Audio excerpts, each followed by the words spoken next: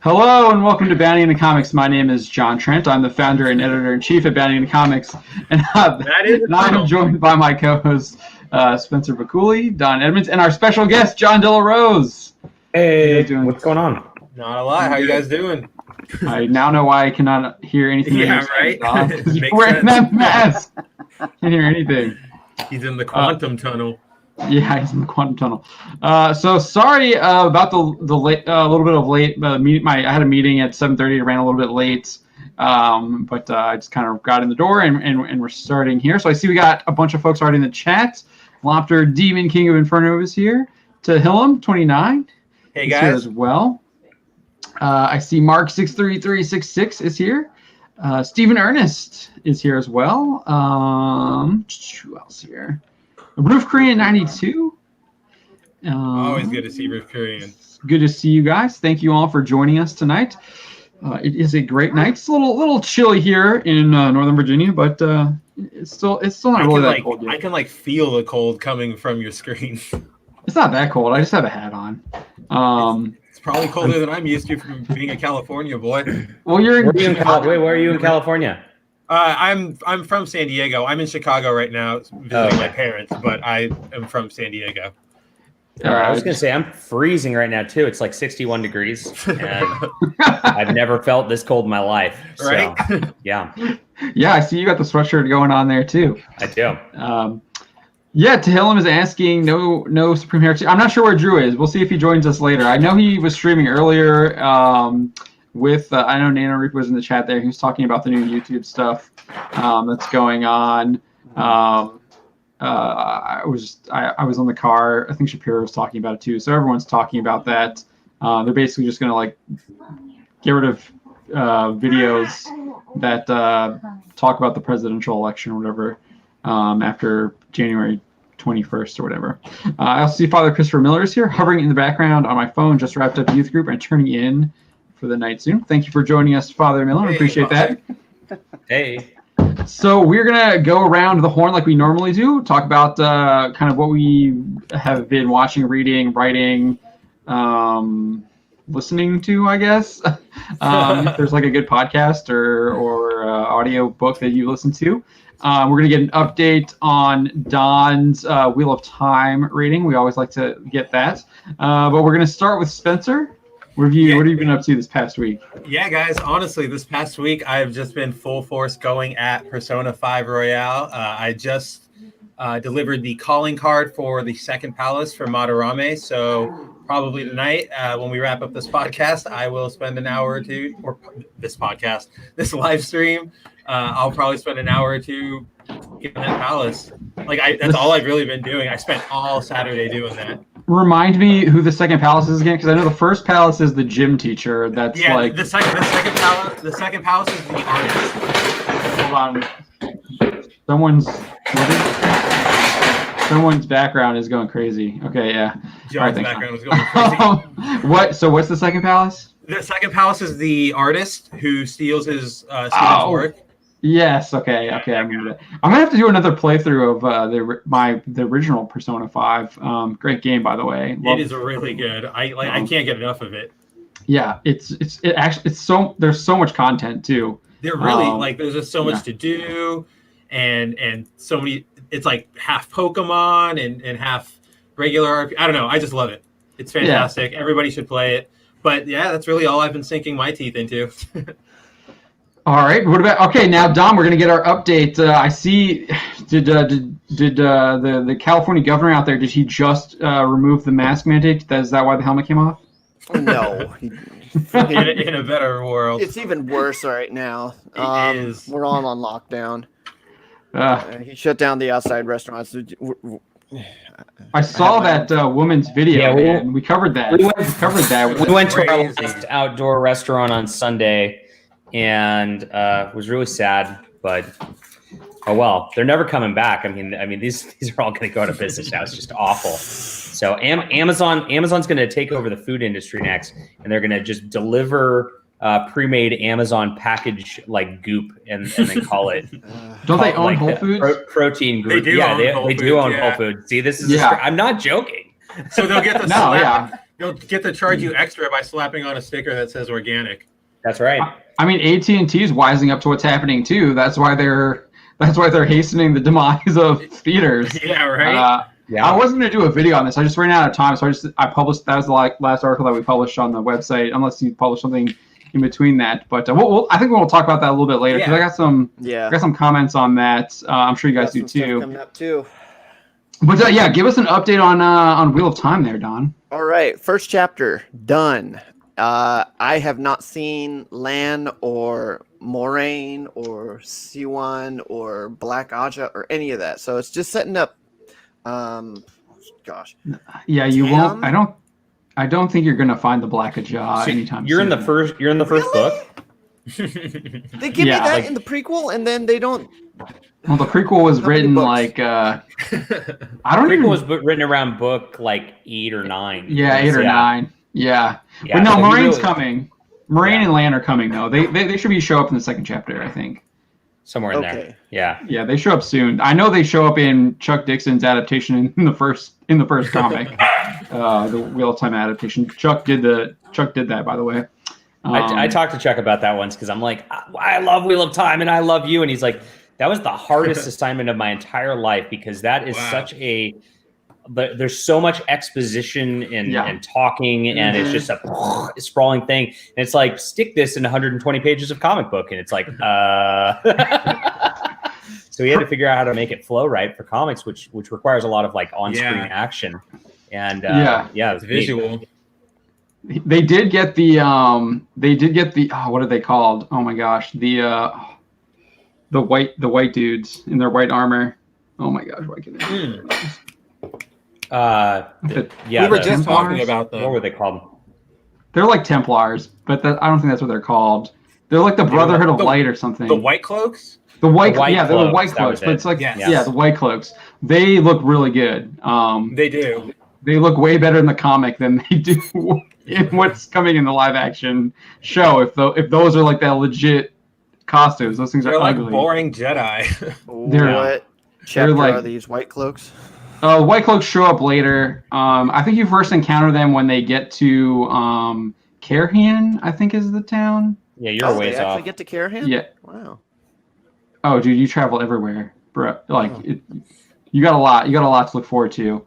But yeah, no, they get there. So you've heard of that town, yeah.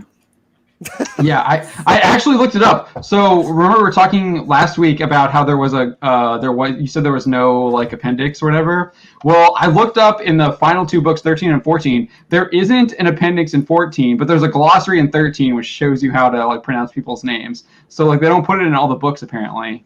So, but I did look that up because it was in one of them and it wasn't in the other. I did look that up when I was at my parents' house. I went to the bookstore and the hardcover of Eye of the World has a kind of an appendix in the back. Yeah. So well, both of mine are hardcovers. Well, yeah, both of the books I have are hardcovers, and the book 14 didn't have it, but 13 did. So the last book didn't have it, but the second to last did. But what else have you been doing? It's busy, dude. End of the year, a lot of stuff happening. I bet people are buying Christmas gifts and stuff. Yeah. Yeah. A lot to talk about tonight, though. So what? I missed your stream. Did you get any cool cards? Oh, shoot! Let me show you what I got. So I didn't really get the thing that I was looking for, but I got something that was equally interesting. So back in the day, he had something called the Marvel Masterpiece cards, and they had some limited edition kind of foil holographic cards. So I remember we got those. Hulk versus Thing. That's cool. And then we've got Silver Surfer versus Thanos. That one was so cool when you pulled it. I like that one a lot.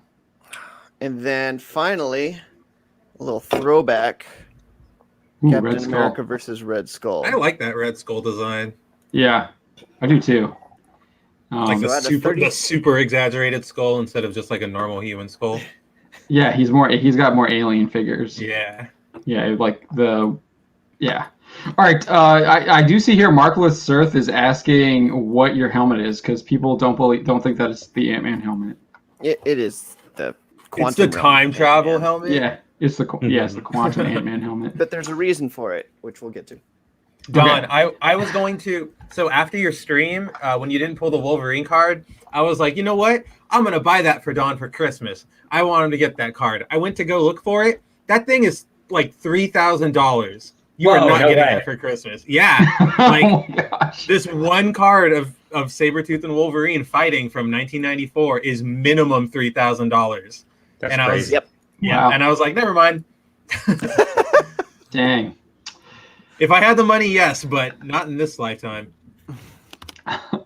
I see Lopter is still playing Monster Legends. He's preparing for El Colossal in a breeding event, and then he says he's listening to Duran Duran Always and good. Boingo Boingo. He also says he's playing Fallout 3 and adventuring out after Operation Anchorage. I guess that's in the game. Oh yeah, I think it's a DLC. Okay. Mm.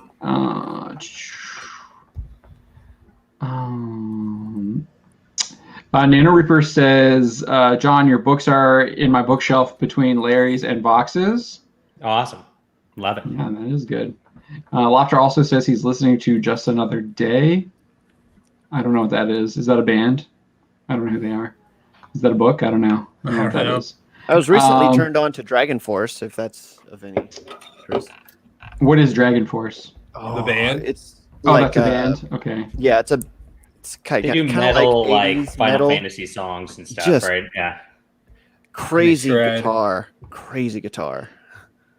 I listened to, so this is why I don't know who Dragon Force is. I've been listening to like John Denver and like Alan Heck Jackson yeah. and like Diamond Rio and Alabama. Like I There we just have it go. kind of on. They've got like a playlist for me that goes on to that I just have on the background. So yeah. Awesome. Low energy band. Hey man, Chattahoochee is not low energy. Have you listened to some of that? Right. Uh, Have you listened Toby to Dragon Keith? Force? I have not listened to Dragon Force, but Toby Keith is not low energy. He's gonna what is that one song? He's like we're gonna put my boot in your butt. Yeah, but John He doesn't- Denver? I mean, he's a country boy, man. Come on, country roads take me home. Yeah, I don't know. That's not really. Is that low energy? I don't know. Calypso. No, It's pretty low. It's pretty low. Energy. I don't know. That's All right. that's flyover state music, you know. Hey man, John Denver was the most popular guy in music in the 70s and 80s, and all of the music magazines were hating on him because they were all like rock. They all like the rock stuff, and they were all hating on him, even though he was like number one most popular. Don't be hating on flyover country. Don't be hating on flyover country, man. All right, let's get to you, John. I know you. What is the latest thing you've been working on? Oh, last thing I've been working on right now, I'm working on the book 3 of my Oration War series, which is going to be called The Stars Rejoined. The first 2 books are out right now, and I've got like a Indiegogo store where I've got all of my books, which is a little overwhelming for people sometimes because I think I've got 13 novels out, 5 graphic novels. you've always and got something 6 coming out. individual comics. So, but I've got it up there so that anybody can just like grab whatever they want, and I'll sign it and ship it to them. And so please head over there, check it out, check out some books. I definitely am recommending the Stars Entwined because that's kind of my universe I'm really developing right now, and I'm really pumped about it. So if you like sci-fi, Babylon 5 type of intrigue, then that is the book for you. Yeah, As far as what I'm reading. Yeah, what are you reading? I'm currently reading The Invincible Iron Man by Force of Arms by Stan Lee and Gene Colan. This Is that goes Thanos? up to no, it's not. It's Who's on the cover? who is that? Is that a nihilist? I can't see. No, it's a dude with a whip. I have no idea. Oh, That's that's it. Whiplash. from Iron Man Whiplash. 2. There you go. Yeah. That's Whiplash from Iron Man That's 2. Whiplash. Oh, There they you go. totally butchered his So design. this takes up because it originally split with Captain America. Like they would do a feature of each, only 10 pages each month. just goes up to the end of that and then gets the Iron Man #1 once they restart Iron Man #1. So it's the last of Stan Lee's work on here. So I'm very excited for it. It's excellent. Wow. It's excellent. I will have to appreciate the chat. The chat seems to appreciate my love of John Denver. I appreciate that, chat. Thank you very much. Got some people with some high taste in the chat here, obviously. I saw you were doing some kind of like supernatural book. Me? Comic? Yeah. It was like I don't know. I thought it looked like they were like fighting demons or something. Oh yeah, that's going to be coming out. That's going to be my next like real crowdfund. I'll pull up I'll pull up a little preview from that. I haven't shown anybody yet, and this is going to be from. It's literally called Dave's Volt, and it's a yeah, that's it. Yeah, it's a crusader. It's a crusader who gets sucked into a fantasy Narnia world, I guess. Oh, it's an isekai. Oh yeah, it is. It really is. 100%. It is a crusader isekai. Oh, look at that Cerberus. And I've got an artist who he's a dead ringer for John Buscema's art, and it's just dude, it's so beautiful. good. This is 80s. It looks like 80s. Yeah, this is going to be freaking bomb when it comes out. So I'm very excited for this. I really like the Camelot 3000. I really like the point of view that all the different points of view you get. Especially in this one, right, the Cerberus one. I really like that point of view because you can almost like feel the danger. We wanted it to feel exactly like you were reading a Conan comic from the late 70s. Like we wanted it perfect. Yeah. So that's our goal there. And just follow me on whatever, and this will be out whenever it's done. Because I always try to finish my books before doing the crowdfund. That way I'm never late. Is that a furry? Yes. So yeah, we got furries. So. Yeah, like my target demographic is always like fundamentalist Christian conservatives and furries. So I try to appeal to both equally, and so we have cat girls who are beautiful and have tails. But there you go. And are hanging on the shoulders of the big men. That's inclusion. Right. It's diverse and inclusive. Yeah, this looks great. I saw some other stuff you shared on your social media, and it looked really good. I'm actually really excited about this. Nano Reaper says the women are wearing too much clothes. Wait until you see Miss Sashi's cover for it. You're not going to say that. I mean, it looks like she's just wearing she's got a cape and like a bikini. Yeah, I think he's just disappointed it's not like a Deja Thoris. Oh yeah, I mean, it looks like she just has like a sports bra and a pair of like booty shorts on. Yeah, that's about all she got. Well, she's got fur, so it's not even that most of the time. But yeah, all right. So we're gonna get a Thundercats crossover soon, right? Yes. Yeah, dude. I mean, Skeletor is Mumra is he's pretty demon. He's a demon, right? You got to kill him. Love it. All right, yeah. So I'm looking forward to that. I can't wait for that. Do you know what kind of whenabouts you might be doing that, or? I'm hoping February. So, okay. Yeah, and then we'll try to deliver it the month after that. So yeah, good stuff. Yeah, cool. Definitely check out the I linked it in the chat there. His the bookstore. The Indiegogo bookstore. I bought what is this one here? I see the guy. It's like Dynamite Thor. That's right. I have Dynamite Thor up here on my shelf. I've got awesome. The Justified. I think is down here as well somewhere. Yeah, here it is.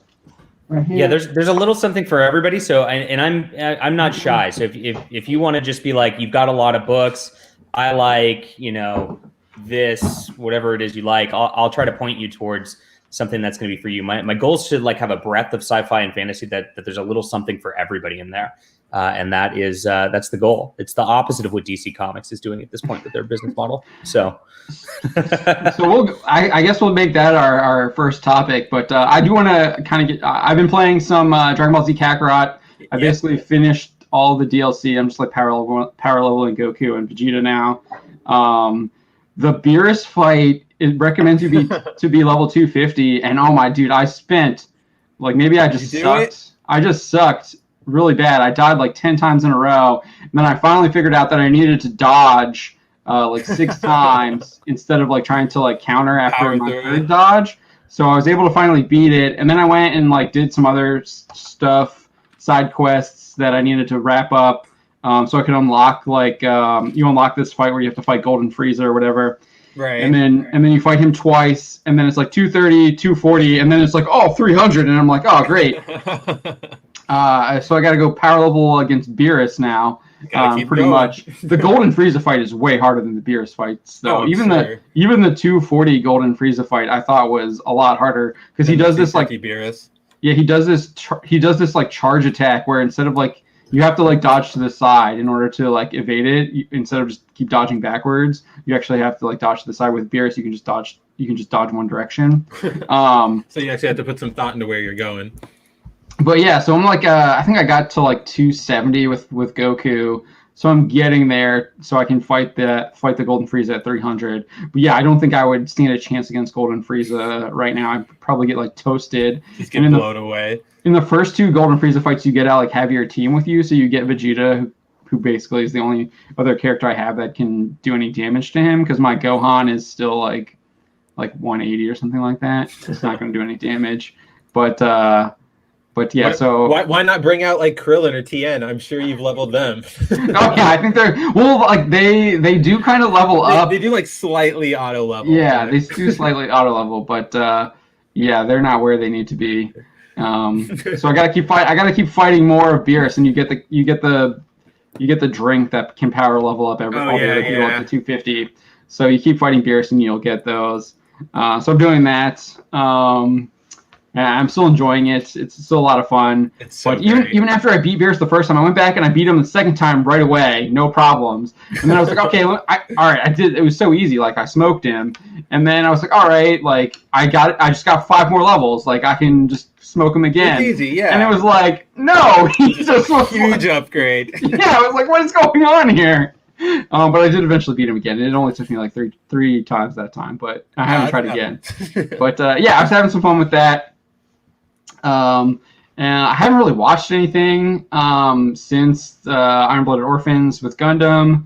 I feel like I got to find something new to watch. I guess I caught up with The Mandalorian. I was behind on The Mandalorian, so I caught up on that, obviously, and talked about that on Friday. So that's kind of what I was spending my time on there.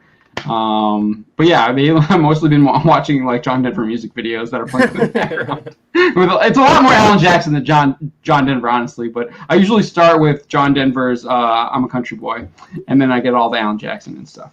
The theme song, heck yeah, and some Randy Travis and stuff like that. But yeah, so that's pretty much what I've been up to.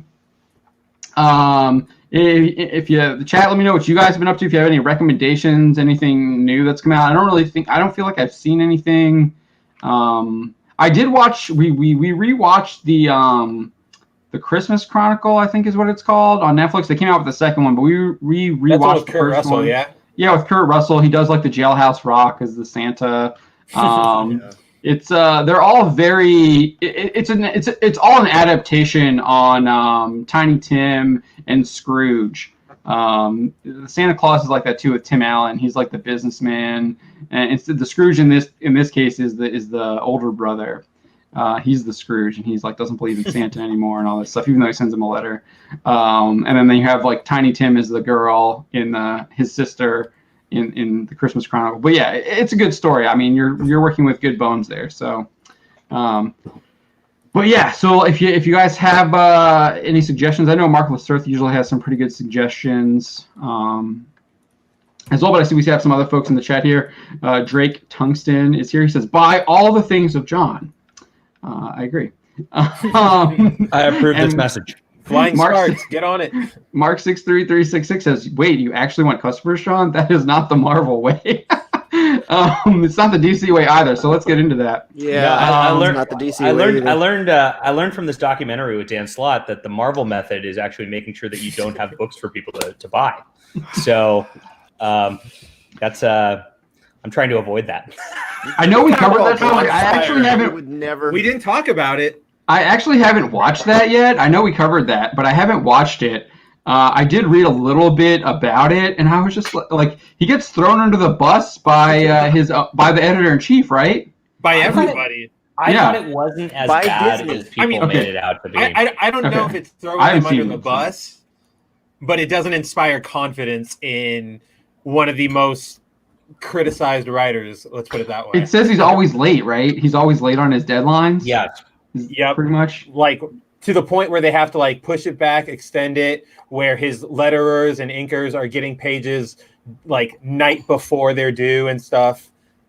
Like, yeah, it was really the way they framed it with that was an attempt at self-deprecating humor. Yeah. They're trying to make him look quirky, and it just like because Dan Slott is just such an unlikable person already. Yeah. It just really came across really not like Bad. they hoped it would. So Okay. yeah. All right, let's get into this DC story here. So first off, like I guess we'll pull up the. So we covered this last week. Beautiful image. Well, hold on. I gotta pull it up here. There's lots of beautiful images. There's lots more now. Did you see? Oh, I know. I saw the new ones today. They're even worse. Oh yeah, I saw you commenting on them with Perch on Twitter. But yeah, no. I was shocked. Perch was like, the art's not bad. I'm like, what? Perch said that? No. Yeah, I saw that. I couldn't believe that. I couldn't believe that I think either. he's I'm saying like, it's not bad for the style that it's in. I think that's what he was trying to go for. I guess. I still think it's pretty bad for the style it's trying to go in. It looked lazy. Like you've just got a couple squiggly lines. Like somebody was really not working that hard on it. Like I know exactly. Like I know the style they're going for, which is, I mean, it doesn't appeal to any of us, but it's that simple pal artsy style, which is crap, but they're doing it. But this is just a bad way to do it, I guess. It's like the worst example of that. Yeah, I if somebody asked me to say something nice about this, I would not be able to do it.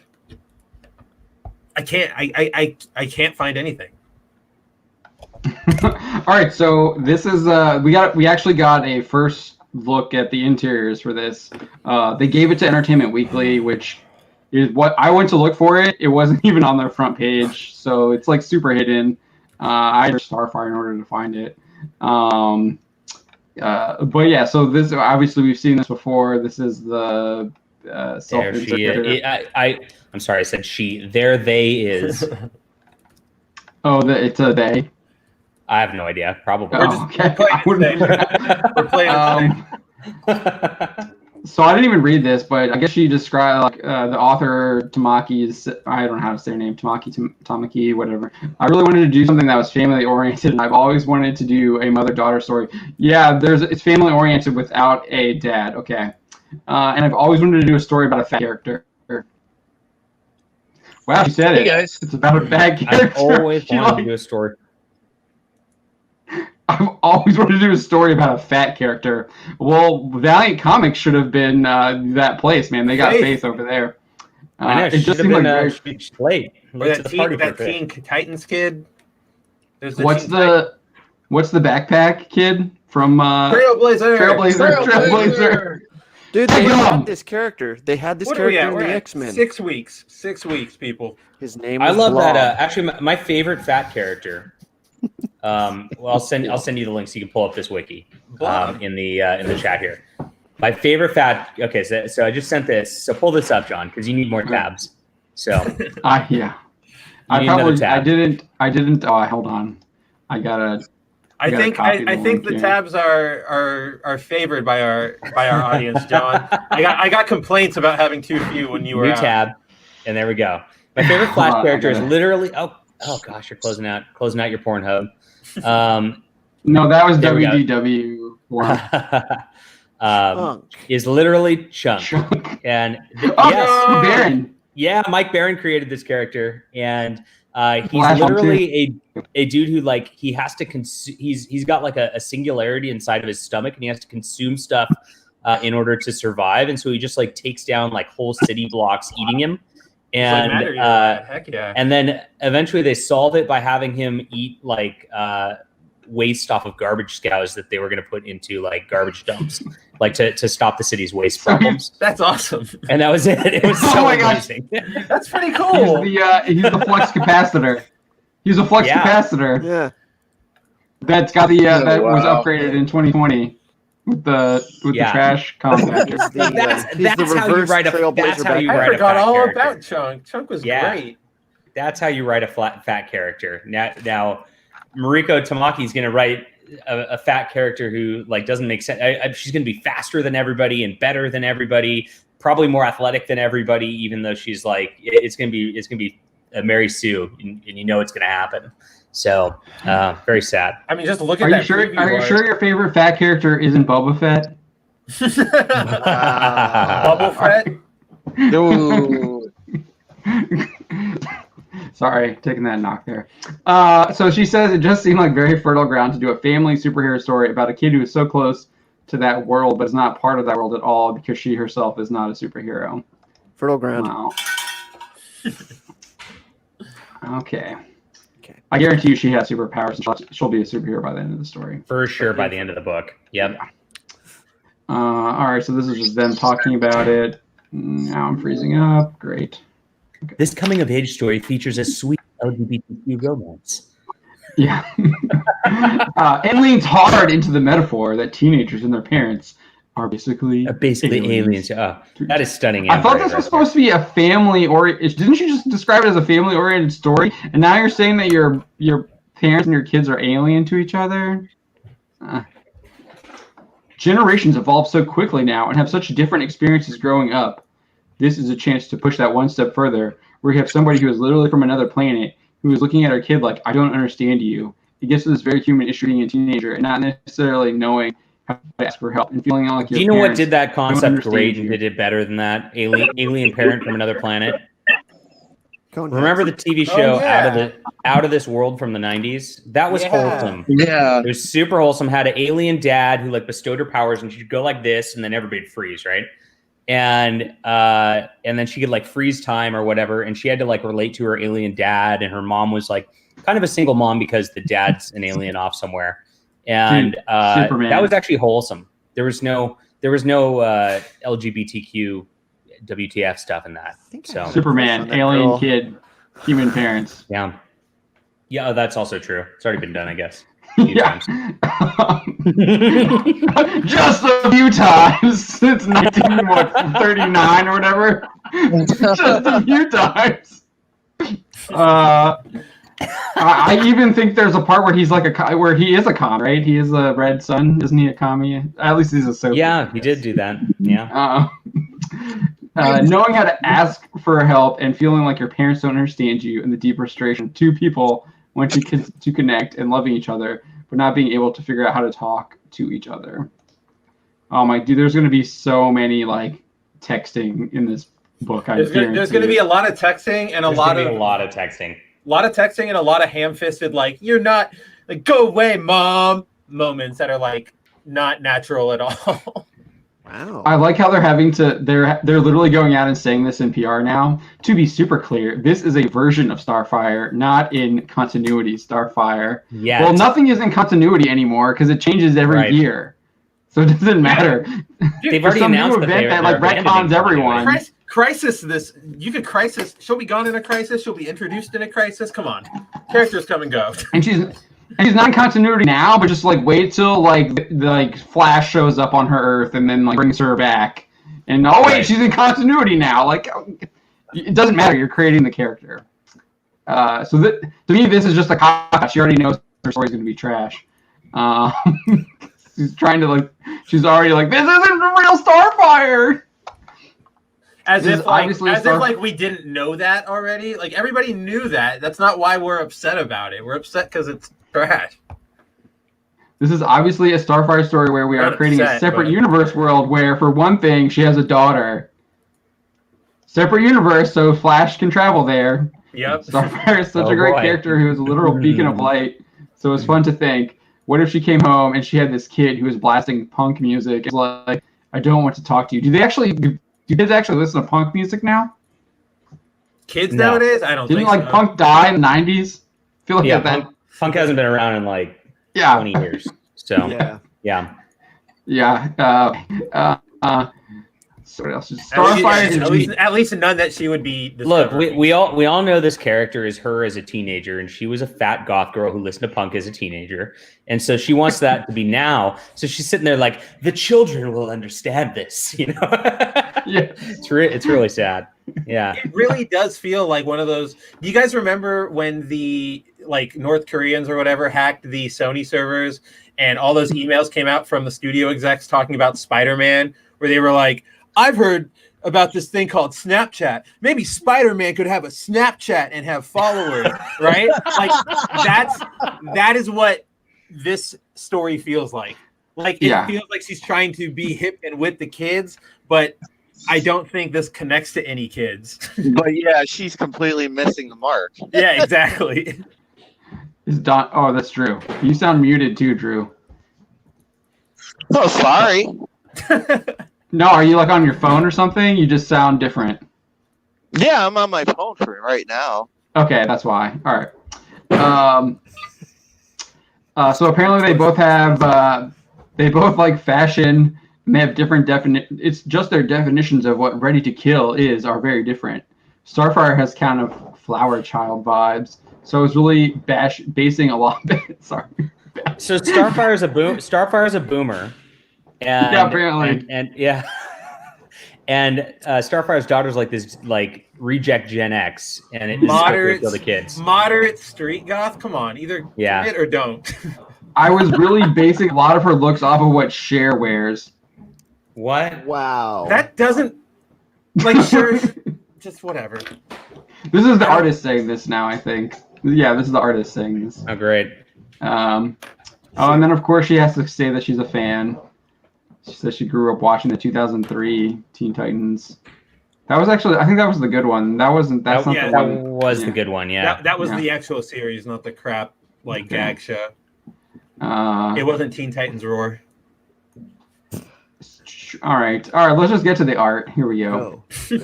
Oh boy, I haven't seen all this. Yeah. Oh boy. This is her dyeing her hair. It's already black though.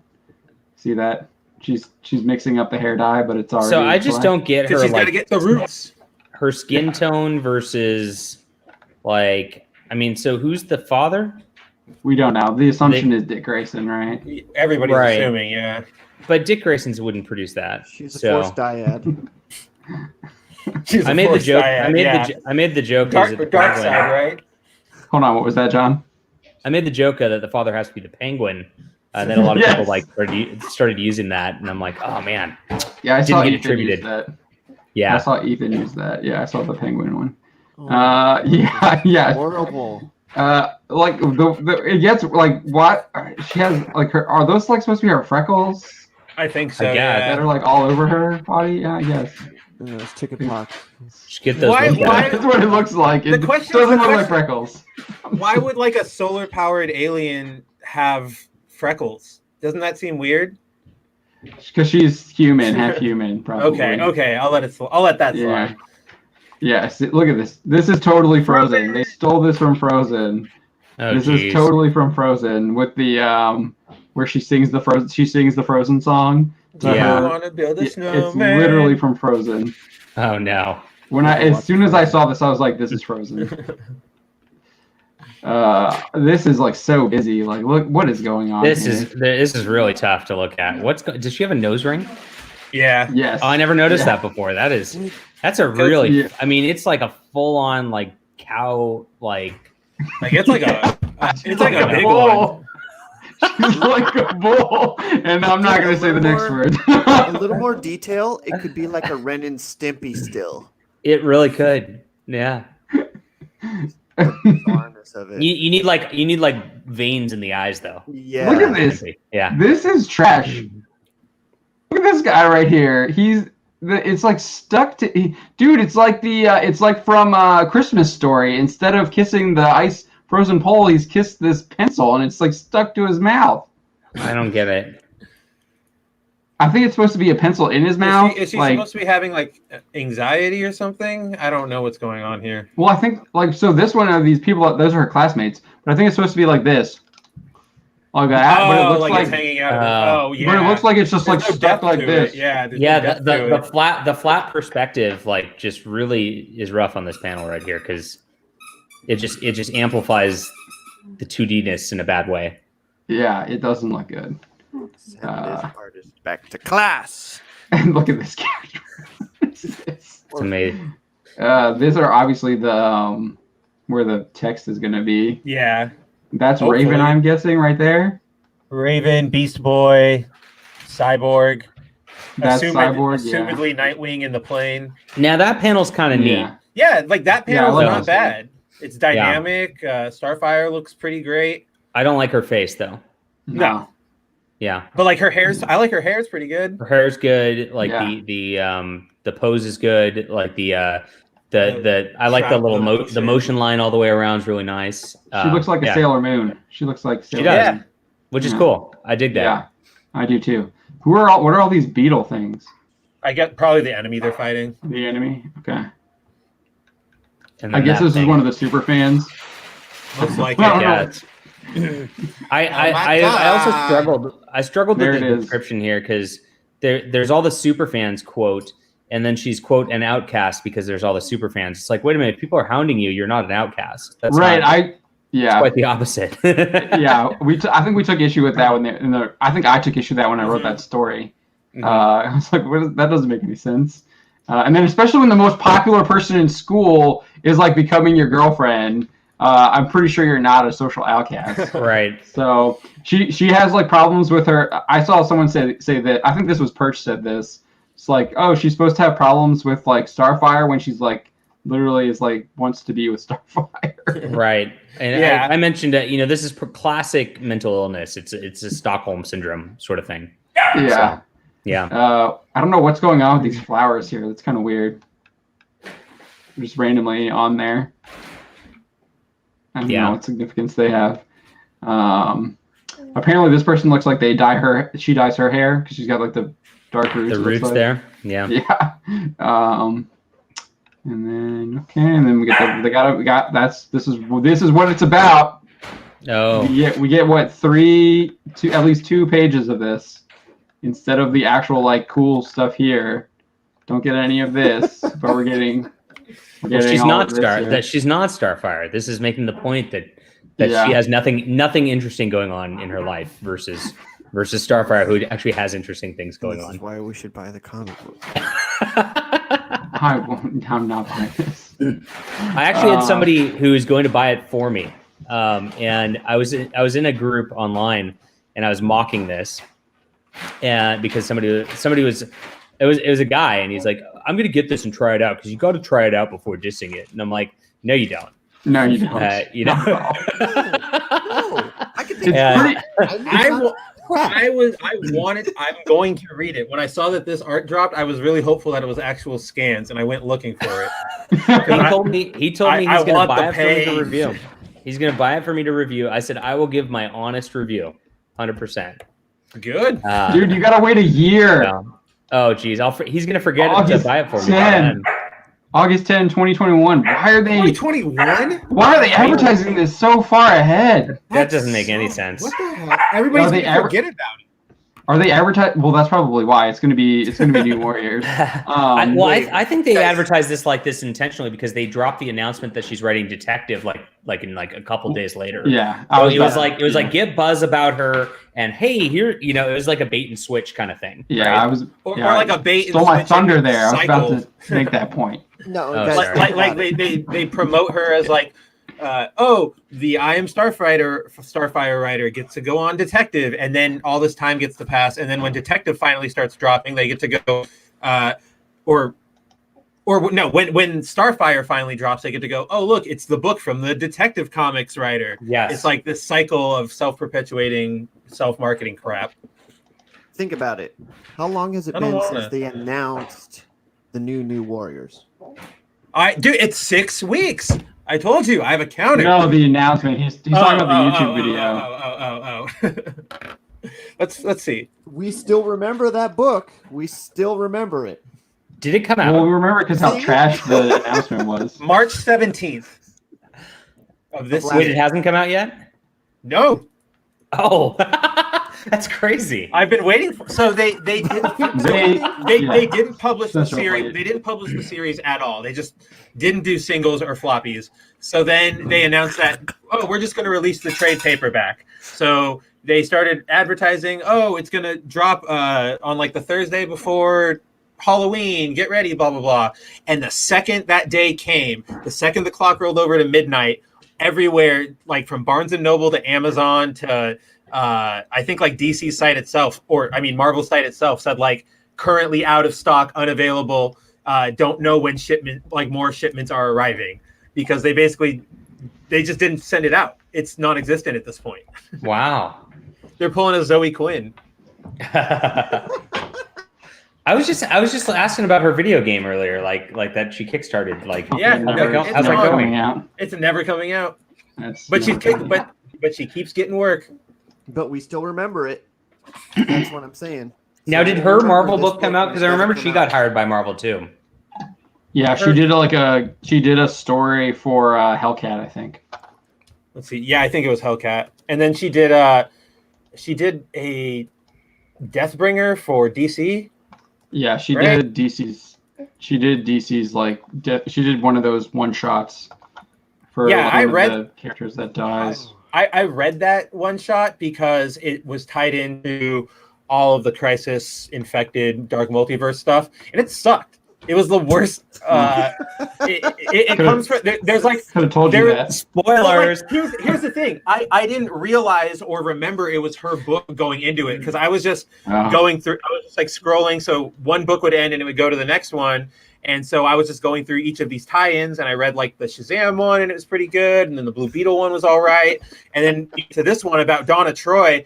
And I swear I had to reread the first 3 or 4 pages like 6 times, because I just couldn't understand what was going on. Like, why are we here? What does any of this have to do with the story? And I got to the end of the book and I was like, man, this sucked. Who wrote it? And then it was Quinn. And I was like, wow, I should have known. I probably would have skipped it. Ouch. Yep. I I'm a computer skipped, now. what's his name? Anthony Birch. That guy, if any of you know who he is, he wrote the latest Power Rangers miniseries, and I just can't bring myself to read it because he's terrible. And it sucks because if you guys all remember these last few weeks, I've just been binging those. Can't get enough of them. The Power Ranger stuff? Yeah. Yeah, Boom Ryan stuff. Parrott's the writer of that right now, and he's freaking great. But they did there was a 3-issue miniseries reintroducing reintroducing Draken into continuity, and it was helmed by Birch and I think it was Anthony Birch and somebody else, or maybe it was just Birch. Yeah, it was just Birch, and I can't stand that guy.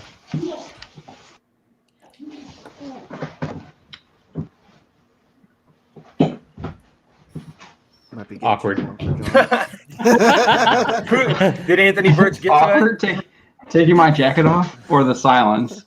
It was the silence while everybody's kind of watching you start to strip. Everybody's trying to make. I took the hat off too. I was getting hot. It was getting hot. Oh, We're just making sure you weren't going to have a wipeout. There's been I'm so pretty many good. I'm times. pretty good. Yeah, there's been so many times we've seen people on streams just like fall off a chair. Hopefully that will not happen to me tonight. Spencer, can you pull up the Detective Comics story? I'm having issues on my end. I can do that. Sweet. that's failing upwards, folks. I don't even know if it is anymore. I really don't. I feel like, I just don't even feel like a DC comic, like writing any of these characters is actually that prestigious anymore. I don't think it is anymore at this point. It's just maybe. Well, what do you think, John? I think you're the writer among us. I think you bring up a good point. I've always taken a different tack than a lot of people, because I noticed, like, even among the indie spheres, it's like, I'd love to work on this character or this character, and they still are all about the big 2 and stuff. But I've never really been like, I'm interested in writing like some 80-year-old character that like doesn't have a story to write anymore. I mean, there's nothing left to say about Batman unless Batman is also going to transform into a non-binary goth girl or whatever. God, please, John, don't give him ideas. You know it's going to happen. Oh God, no! Or not Batman. It'll be Damian, and Batman has to deal with raising him. She's totally going to introduce a new Robin. New Robin. Oh God. Yeah. Ugh. It's going to be the Flash is going to bring. The Flash is going to bring Starfire's daughter into continuity, Starfire, and it's going to be the new. And it's going to be the new Robin. Oh, That's it. Oh God! How better to rebel against your mom than by taking up the job of her ex-boyfriend, right? Like, Reverse. or Oedipus. you're the dad that you despise more than your mom. Yeah, right. He left you. that you don't even talk about. Yeah. Weird Oedipus I thought complex. I Am Not Starfire was a self-insert character, but she kind of looks like Bruce Wayne. Actually, the more I look at it. Wow. With this face. But she wishes she was that grizzled and handsome. So they announced this in Brazil. Yeah, so at Which, their course. big Comic-Con expo where they showed off some footage for Godzilla versus Kong this It year. was a 3-second clip. Yeah, it always is. But that was the big thing from them. A couple years ago, their big thing was, I believe it was the Wonder Woman 1984 trailer. Like 2 years ago was their big Yeah, debut. Gal went down there and did a huge thing. Yeah, so it's a pretty big. Venom was down there Comic-Con. too, I think. Venom was down there Yes, too. yeah, Venom was Yeah. there too. They're doing yeah. a lot of big stuff down there now. In Yeah, Brazil. they're starting to put a lot of focus there. But at that event, at that big Comic-Con in Sao Paulo, Brazil, I think it's Sao Paulo. But either way, they announced that Mariko Tamaki will be the next writer for Detective Comics as soon as Future State is over, because during Future State, she will be writing the Dark Detective limited series with artist Dan Mora. Speaking of Power Rangers, he'll be on that book, which will His art's pretty good. Yeah, no, I love his art. It's He's perfect really for good. comic books. Yeah. So Dark Detective, for anybody who doesn't know, follows this Batman up here, who is Bruce on the run from somebody we don't know yet. That's Is kind that of the Future mystery. State Batman, or is this a different So Batman? Yeah, that's he's got his ears. I that's don't even know. Bruce. See, this- So that's Bruce. That's Bruce Batman so that's Bruce's Batman in Future State, and then there's another Batman who Yeah, is the Black Batman. Yeah, the Black Batman's in the other book. So Okay. there's him, and then there's Bruce running around on the run. Okay. And so the gritty Bruce on the run one will be handled by Tamaki. So wait, they are going to continue the stories of the Future State? I don't know. It just looks like they're gonna because Future Featuring State grifters? Oh my gosh, dude, come on. Future State, like Dark Detective, this is just a mini for the event. Okay, So they'll just probably transition from the mini directly onto the main book. So when they say God. grifters, are they talking about the guy with the red mask from Mhm. Vertigo? Okay. Yeah, geez. they're bringing him, trying to bring him back into DC again. Why do they Is try his to name force Gri- him so much? He is cool looking. but, Probably because he's a cool character, but he just kind of doesn't work in the DC world. You Right. kind of need a world that has like permanent consequences and actual death. yeah, he's for like Grifter Shadow, to right? work. He's Yeah, similar to the Pretty Shadow. much. Yeah. He's basically like Shadow and Ultimate Hawkeye rolled into one. Okay. Mm. And we got So then John's after Dark, thoughts oh, there on we it. go. Yeah. So after Dark Detective, she's taking on the regular detective. Yep, she'll jump onto the main core detective book, starting with And 1027. and Or, the Dark no, Detective 1034. the Dark Detective miniseries is what like Bendis did with his like I Am Superman thing, or whatever No, it was it's- called, that bled into Superman. I don't know if this is Superman. going to bleed into Superman. This is just, into Batman. This is just the one of 3 like miniseries for Future Oh, State. okay. Oh, okay. Okay. Mm. I hope it. What doesn't is the bleed story supposed to be about? What is this detective story supposed to be about? We have no idea. We have no idea what Oh, they she's going to didn't be tell you? writing for. Nope. There's nothing about her actually writing anything. What's not important is Right. that Go back the up there. story. You said something about story's not it said important. something about identity politics right there. Yeah. What Yeah, does that say? it's from John. It's John's Yeah. thoughts Oh. on it.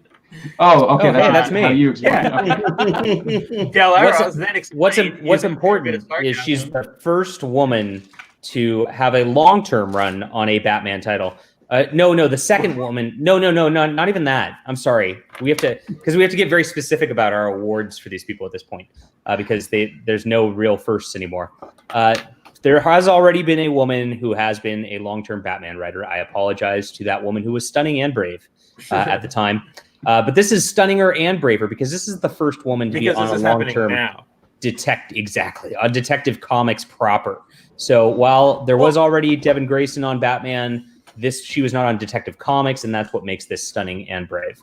So that really is the entire thing. And here's what's that's it. even weirder on that point is that, everybody's saying that like, oh yeah, she's the second female writer, but first to have a long-term run. Like they love using that phrasing, long-term run.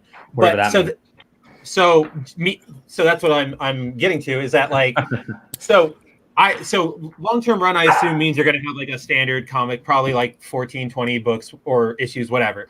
But the way everybody frames it, it kind of sounded like Devin Grayson only wrote about, a handful of issues, maybe 5 for Gotham Knights.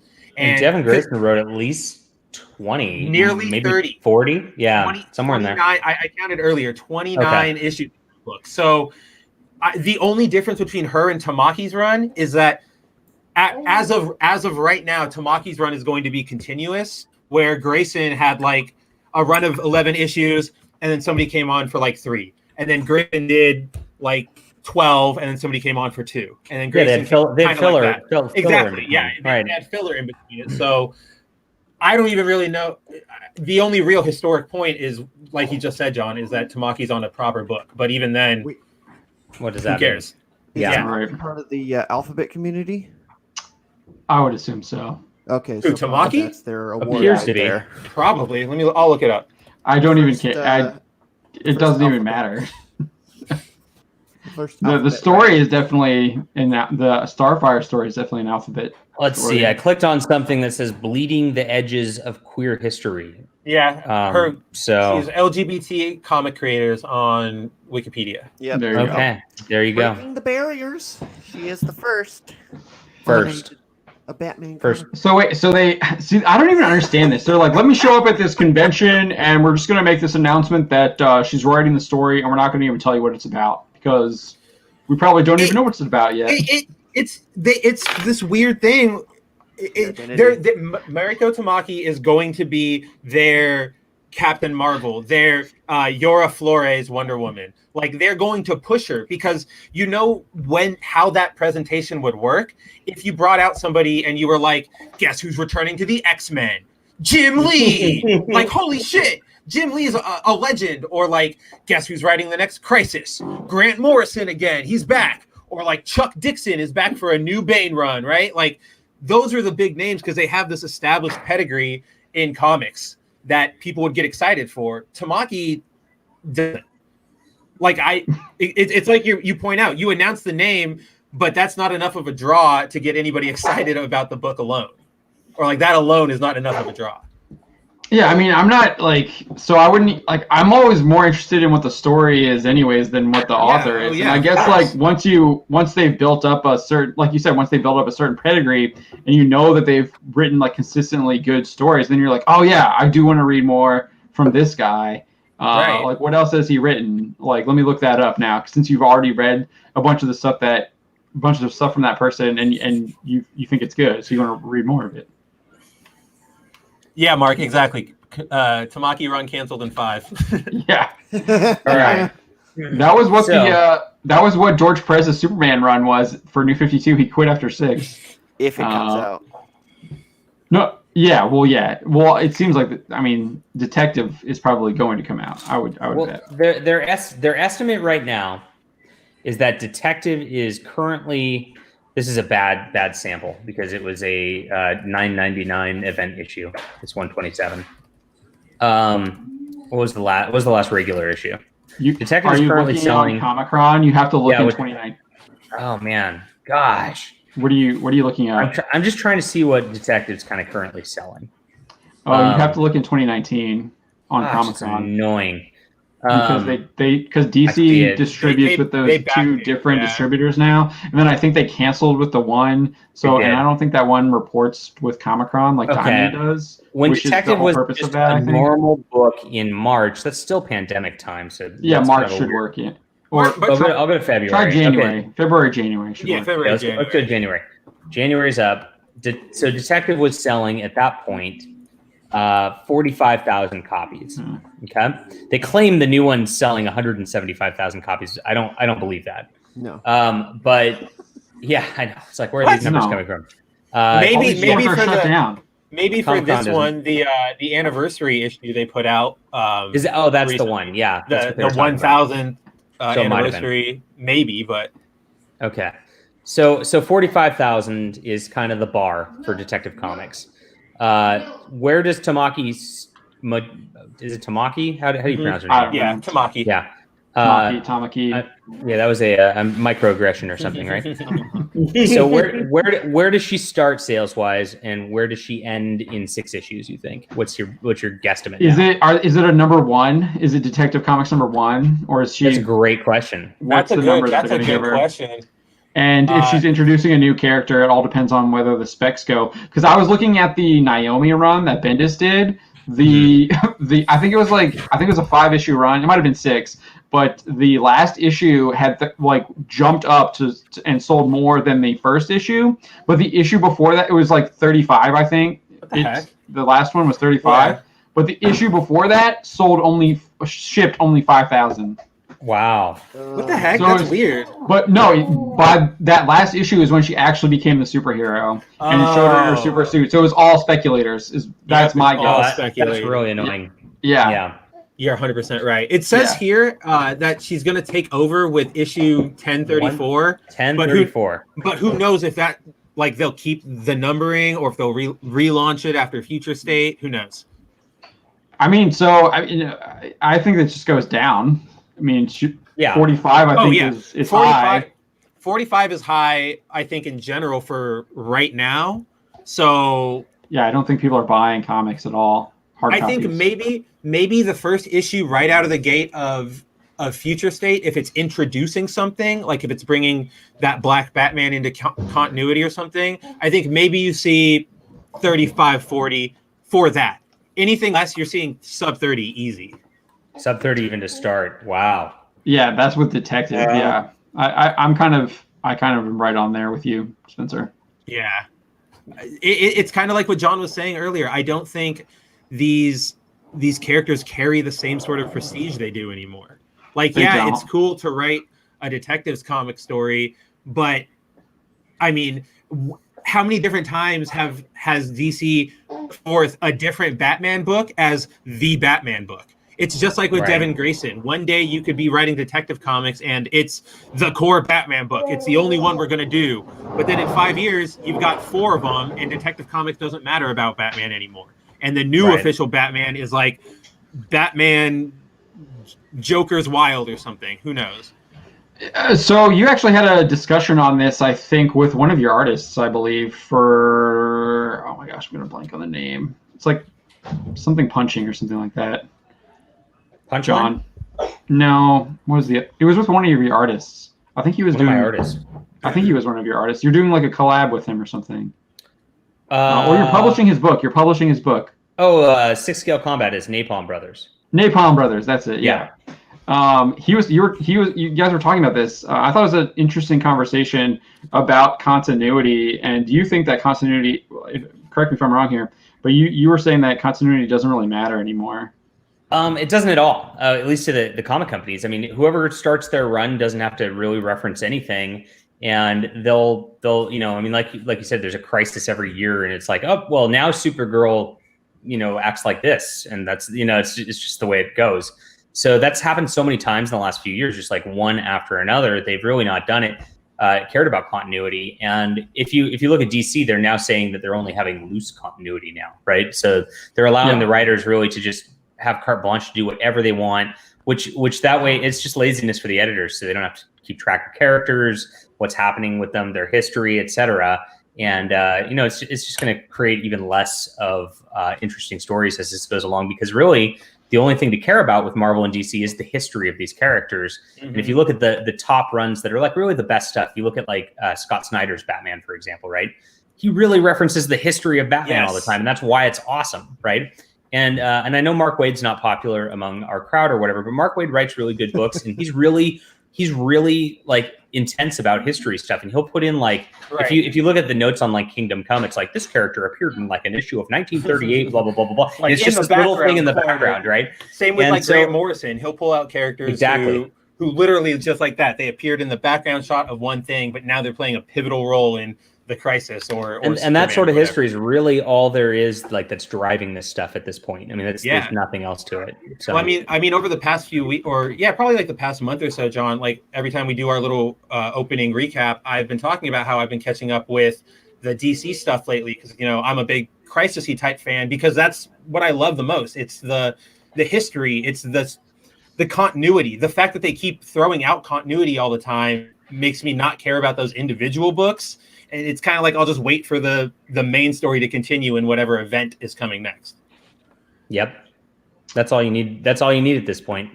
And the rest of the stuff is just basically Elseworlds at the end of the day, and that's why they keep selling less and less and less. So yeah, I mean, because that's none of what it matters. I mean, this Starfire book's the perfect example. She said it's not in continuity, but it is a Starfire book. We're telling a Starfire story, and I think that's really where they want to go. They want to be able to tell stories about these brands because that's what they are now. It's a brand. It's just a brand. Yeah, it's a lifestyle brand. Remember that? It really. I mean, I feel like that's what it is. They just want to sell. Hey, look, we have this character Starfire. Let's just put her on everything. And sell a young adult story. They don't even have a comic about her. I don't think ongoing. It doesn't matter what the story is. It just matters that it's an LGBTQ written by an LGBTQ. Yeah. Oh my God, they get to pat themselves on the back while not doing anything substantial to back up their support. Yeah, so it's hard to care, and you can't. Unfortunately, since characters can't really change in that because it doesn't matter from one run to the next. That you've really lost any sort of semblance of storytelling in this sort of format, and that's again why indie stuff where there's one writer who's actually in charge of things just seems to be a little bit better. I mean, I love reading Terry Moore's. You want to talk about stunning and brave shit. I swear. But Terry Moore was doing this before anybody else was. Yeah, he was doing lesbians in his book 30 years ago, and he wasn't doing it in a titillating manner. He did it in just a normal they just existed. Yeah. But the characters progressed and they were interesting, and they had other features about them that you weren't just they weren't just because I read a Supergirl comic. It was called Being Supergirl, and it was one of these Elseworlds by a YA author. And in the middle of it, they just jump up on the cafeteria tables and they announce, you're acting like that because you're a lesbian, and it's they have to announce it, and it's they're making sure they get those kudo points in there, and that's all these books are. There's nothing to them. It's sad. Losers. Yeah, even without the books like that, even with Batman with Tom King and stuff, I just felt the storytelling in there just went out the window. It really did. You're not even true to the character anymore. What no. A lot of people think that character is. He's moping around and just not being Batman. Batman doesn't mope around. He's taking action. He's defending the streets of Gotham at night. He broods, yes, but he doesn't mope. And he was moping around in that book a bunch of times. Almost all the time. There is a distinct difference. I like that. Yeah. Yeah. Did you take your anti-anxiety medication, Batman? Yeah, it's that. Yeah. But his Bat Lexapro. There was one thing that when you were talking in that discussion with Napalm Brothers, that I thought was interesting too, is that just I think some of the best DC stories, or I guess not, maybe best isn't the right word, but obviously the most commercialized are books that are kind of outside, were outside of the ongoing titles for the most part. You look at Killing Joke and Frank Miller's Dark Knight run, and stuff like that. And it's what I feel like they were trying to do with Black Label, and kind of tell these stories about these characters kind of as Elseworld stories. And I think there is something to that. I think that could work. You still have to be able to tell an Elseworld story, but it still has to be Batman, right? He can be in a different setting, but he still has to be Batman, right? He can't be Superman if it's a Batman story. Right. That makes sense. Yeah. But I again just think all right, so those were out there because they were just a little darker and a little more adult than the line was at the time. But you've already done that now, so there's really no ground left to explore in that, unless Batman's gonna have a transition in a book or something. He did show off his privates, so yeah. The Batawang. Remember. The Batawang. All right, so we got some news in the chat from I think it was Mark Seth here. We're gonna Sony bought Crunchyroll from AT&T. Yes, we got an email actually from Crunchyroll informing us of that. Literally, like I think, it was before. Yeah, it was like around 7, I think. So yeah, 3 hours or 7 my time, Eastern time, because it's 7 on for you right now, right? But yeah, so yeah, that was rumored. It was labeled fake news. We reported it a bunch of times. Clownfish TV reported a bunch of times. We were like, "Oh, this is fake. They're never gonna do that." Dan, guess what? It's happened. Yeah. So just don't. It's just it's just hilarious. But here I can read the email that I got from the Crunchyroll person because we're still on Crunchyroll's list. They still email us stuff. DC and Marvel do not. DC and Marvel Marvel removed us like right away. Marvel removed us after we wrote that. I wrote this Captain America story, and I was just like, dude, they're just destroying Captain America's character. It's your fault then. Huh? I think it was no. They sent me some press release, and it was like just butchering Captain America. And I just was like, dude, it was like the Ta-Nehisi codes taking over Captain America. I forget what it was, but they were butchering Captain America. And I wrote a really inflammatory headline, and we never got any questions for that. You write an inflammatory headline? Never. That's not how you get media access, John. Yeah, that's why I don't get those emails anymore. That's our brand, man. We're all about the media access. That's what we built our brand on here. That's what Bounty in the Comics is all about, getting that sweet access media. I'm sure someone's going to take that out of context. But yeah, so we got this email from our Crunchyroll person. It's basically just like, basically said, she said, you've likely received this from the AT&T and our Sony team, but we wanted to make sure this release hit your inbox. As you know, Crunchyroll has more than 3 million subscribers. They're just touting Crunchyroll's numbers.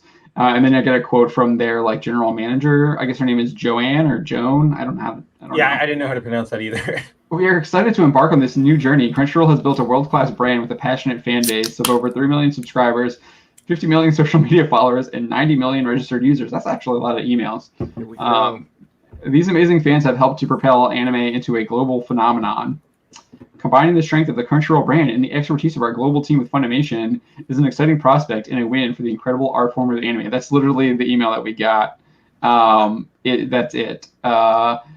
Was there a report on how much it sold for? I sent you that article. Wasn't able to read it, Spencer. 1.12 billion.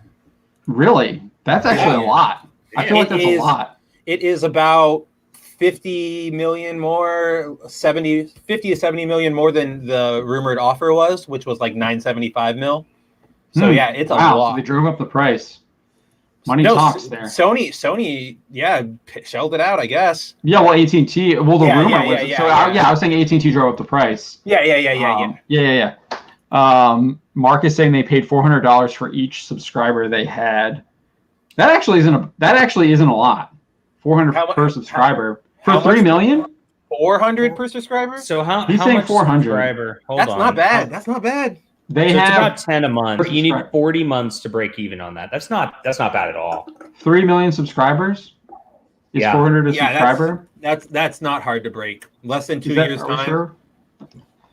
Are we sure? If it's 400 per subscriber, if that's the actual number, then that would only take 40 months at $10 a month, right? So yeah, that's a no-brainer deal for sure. That's not even including their mobile apps, which they probably make a crap ton on. Right, they've got a bunch of mobile apps, and they have the merch and stuff too. And they've got ads. They've got ad revenue on top of that too. So yeah, the ad revenues as well. Start their streaming. Wow, that it was. How much was it? 1.2 billion. Sorry, 1.12 billion. 1.12. Yeah, if you can recoup your entire investment in less than 5 years, just like by standing still, and they want to grow too, of course, right? So if they grow it, that's all gravy at that point. I mean, that's really a really big deal. They're gonna cut operating costs too, because they're gonna fire redundant people with Funimation. Yeah, that's actually really strange. I I feel like that's a really odd move for AT&T, given the fact they're putting so much emphasis on HBO Max, and they're pushing they just did this Warner Bros. Well, we'll kind of get into this here. They just announced this, their 2021 plans. We're going to have all of their releases that would normally go to theaters exclusively are going to be going to theaters and HBO Max for a month. Day and date release. Day and date release. So that's really odd that they would do that, because now if they want to get any kind of anime on HBO Max, they're gonna have to pay a license fee, right? Unless that was part of the deal that they would somehow. There might be some outstanding stuff. Yeah. Kind of like how Netflix had some Marvel stuff for a little while. Like they still had Star Wars after Disney Plus launched, but who knows? Drew, Mark Lesurth is asking, "Are you feeling okay? You're like in the shadows there. You doing all right?" Oh yeah, I'm fine. He's got to save all his energy to celebrate on Sunday when his team goes freaking 11-3. I don't know. I thought he was more contemplating how he's either going to savage Warner Brothers or he's going to savage the people going after Warner Brothers. I'm interested to see what everyone thinks about this. So, aside from the Crunchyroll deal, which I don't know, I don't know. There's not really much to say. Sony bought it. Funimation is going to take over. We know what Funimation does. Huge. So they're going to dominate anime in the West right now. Get your dubs, get your subs. Yeah, I don't like. I guess they still have Viz. Viz competes with distribution on the hard stuff like Blu-rays and they stuff have like that. Viz also. Yeah, Viz is good in the physical media, but now that these two combined, it's basically those two versus Viz, and that's going to be a hell of a fight. Yeah, Viz is lucky that they have Shonen Jump. Yeah, the one thing Viz has is they have the actual publishing, but Crunchyroll is a huge manga library too. Nowadays, yeah. But yeah, Viz isn't really a streamer; they're more of a distributor, right? Mm-hmm, or a publisher, I guess. Yeah, and they do some dubs. Yeah, I believe. Yeah, I think they do. A production studio, I guess. Yeah, they do have a production. It's mainly the movies, right? They mainly. Yeah. I feel like they mainly do movies. I feel like they did Sailor Moon a little. Yeah, Sailor Moon. I think you're right on that. Let's get into this Warner Brothers story. So I was going to do a video on this. I actually recorded the video. It's 15 minutes long. I just didn't have enough time to really do it, so I just kind of canned doing a video today. And I don't really feel like doing it tomorrow because I just feel like we'll talk about it here, and that'll be good. But you Warner Brothers clip this part out. Yeah, maybe. Do a highlight. So Warner Brothers did this.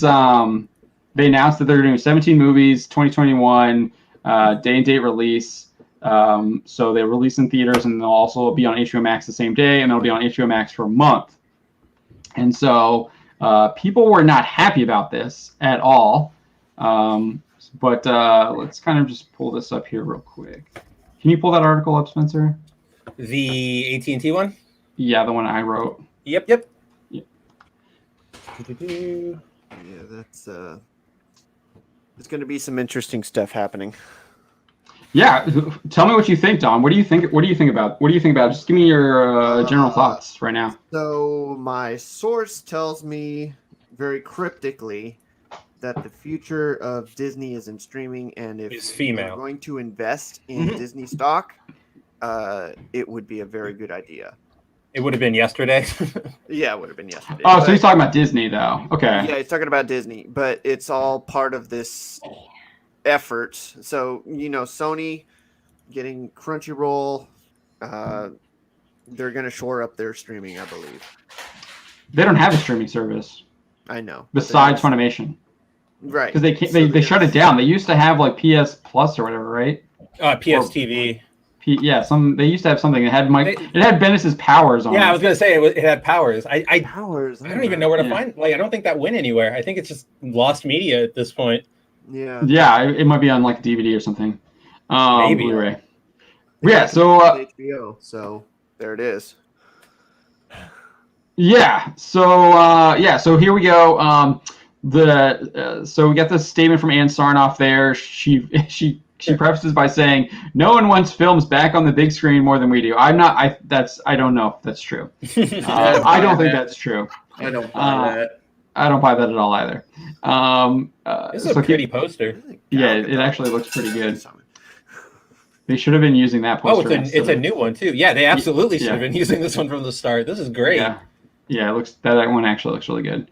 Yeah, it's got the TV like flipping like out too. The noise, and then her armor. Her armor just looks really good there. Yeah, it does. Yeah. It looks really good. Down. I like her hairstyle too.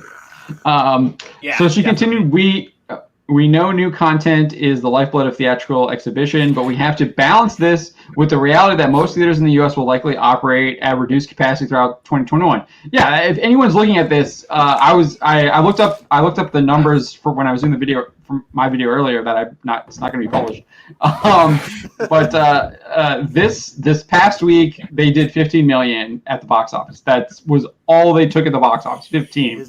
The week before was 6 million. 6 million at the domestic box office. If you compare that to the last 2 weeks in November from last year, it was like 300 something and 200 something, and then the majority of that was being carried by Frozen 2. But yeah, that's a huge difference than 15 and 6 million. So the fact that she's saying the reality that most theaters in the U.S. will likely operate at reduced capacity through 2021 is a massive understatement because they're still shut down. AMC and Regal are still shut down. They're not even open. So a lot of these theaters aren't even open, and they're whining about this, which we'll get to later. But so this unique 1-year plan, you can stop. Don't highlight it. It makes it harder to read, actually. My bad. This unique 1-year plan, we can support our partners in exhibition with a steady pipeline of world-class films while giving moviegoers who may not have access to theaters or aren't quite ready to go back to the movies the chance to see our amazing 2021 films. We see it as a win-win for film lovers and exhibitors, and we're extremely grateful to our filmmaking partners for working with us, blah, blah, blah. And then you have Jason Kilar saying, after considering all available options and the projected state of moviegoing throughout 2021, we came to the conclusion that this was the best way for Warner Media's motion picture business to navigate the next 12 months. So I think that's really interesting. They actually, he's saying here, they did a projection on what moviegoing is going to look like throughout 2021. I think it's going to look like a lot like it looks like right now. Yeah. 15 million, maybe at the highest for a weekend, and that's what you're going to get because people aren't going to movie theaters, and I don't think they have any intention of going back to movie theaters. I just think the movie-going theater experience isn't an experience anymore.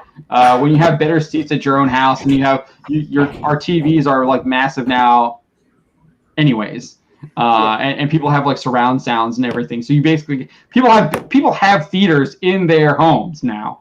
They just have them. So not everyone has that, obviously, but a lot of people do. I've got like a giant 72-inch TV at home. Why would I want to go to the theater where people are going to be when the theaters were still open? Like, I don't remember the last movie I went to that was. Hey, I got a call. I got a call. Uh-oh. I got a call. You got a call. No, I was making it was a horrible joke. Did not exactly. That's exactly it. Every movie sorry, that was terrible. From 2018 to 2019, every movie I went to had that happen to me. Had people talking through it.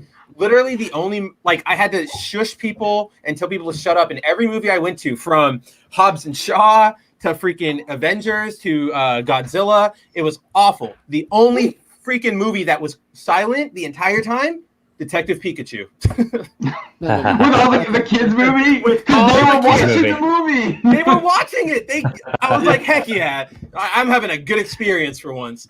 Yeah, and you don't have people kicking you in the back, the chairs and stuff like that. Yeah. It's so awful. I hate going to the movies. The experiences I had like that, they were not Avengers movies. Because I went the day of release of those movies, and everybody was just very locked polite on and screamed and yelled and cried at the appropriate moment. No one was answering their phone and then talking, and as they walked out the theater, they all watched Peter Parker. Bro, I can't believe that ending. Yeah, they saved that. Crying next to me. I'm just like, okay, I can't do anything about that. Yeah. So I found that really interesting that he said that. And then he goes on to say, more importantly, we are planning to bring consumers 17 remarkable movies throughout the year, giving them the choice and the power to decide how they want to enjoy these films. So I think that's really important. Stanky will actually, when we get as you get to the bottom of this article, he kind of echoes what he says here. It's all about, he's talking about the consumer's choice. Our content is extremely valuable unless it's sitting on a shelf, not being seen by anyone. So this is stuff they've already paid for, and it's just sitting there. Wonder Woman has been sitting on the shelf for 2 years. 2 years. That's crazy to think So about. it's like Kong. Kong and Godzilla's been out for I think Godzilla Comics was not 2 years, but like a couple months at least. It was delayed to June, and it was supposed to come out in November, I think. Or it was supposed to come out this summer, maybe. So it got delayed a year. I just want it already. I know, dude. That's the only thing I'm really actually looking forward to. And maybe Dune, but I don't know. We'll see.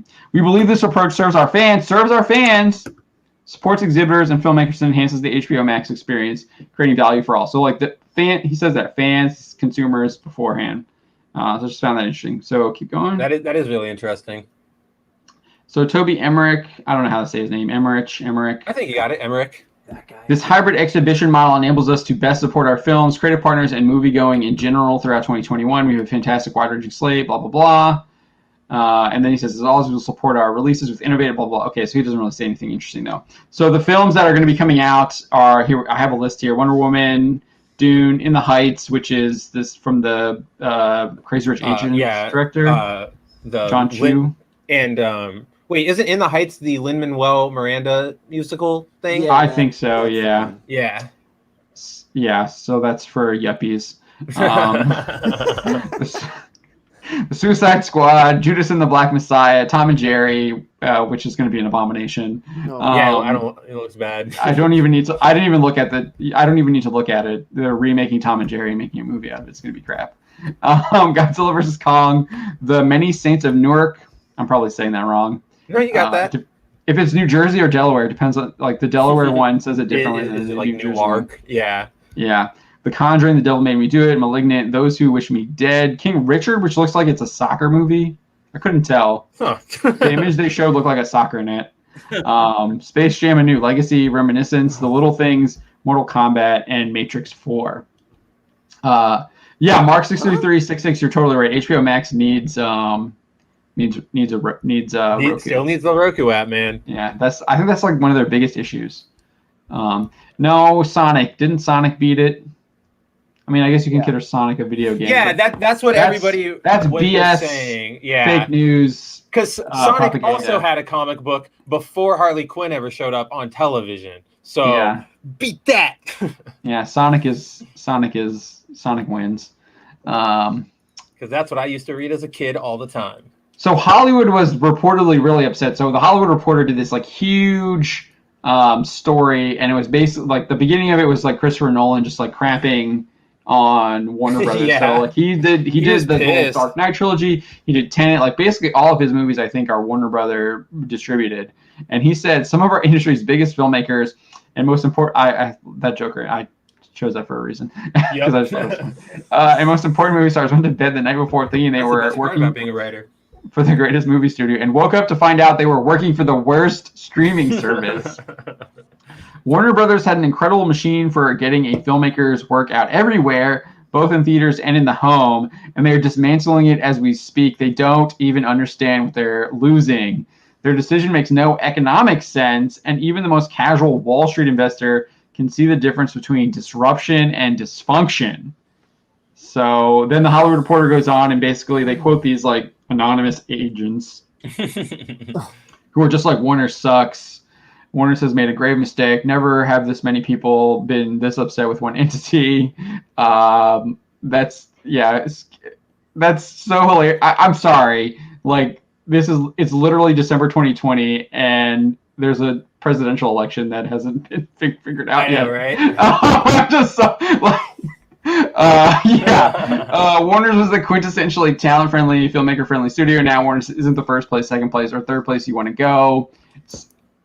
Who are you going to go to? Sony, Disney, or Netflix, right? Yeah, pretty much at this point.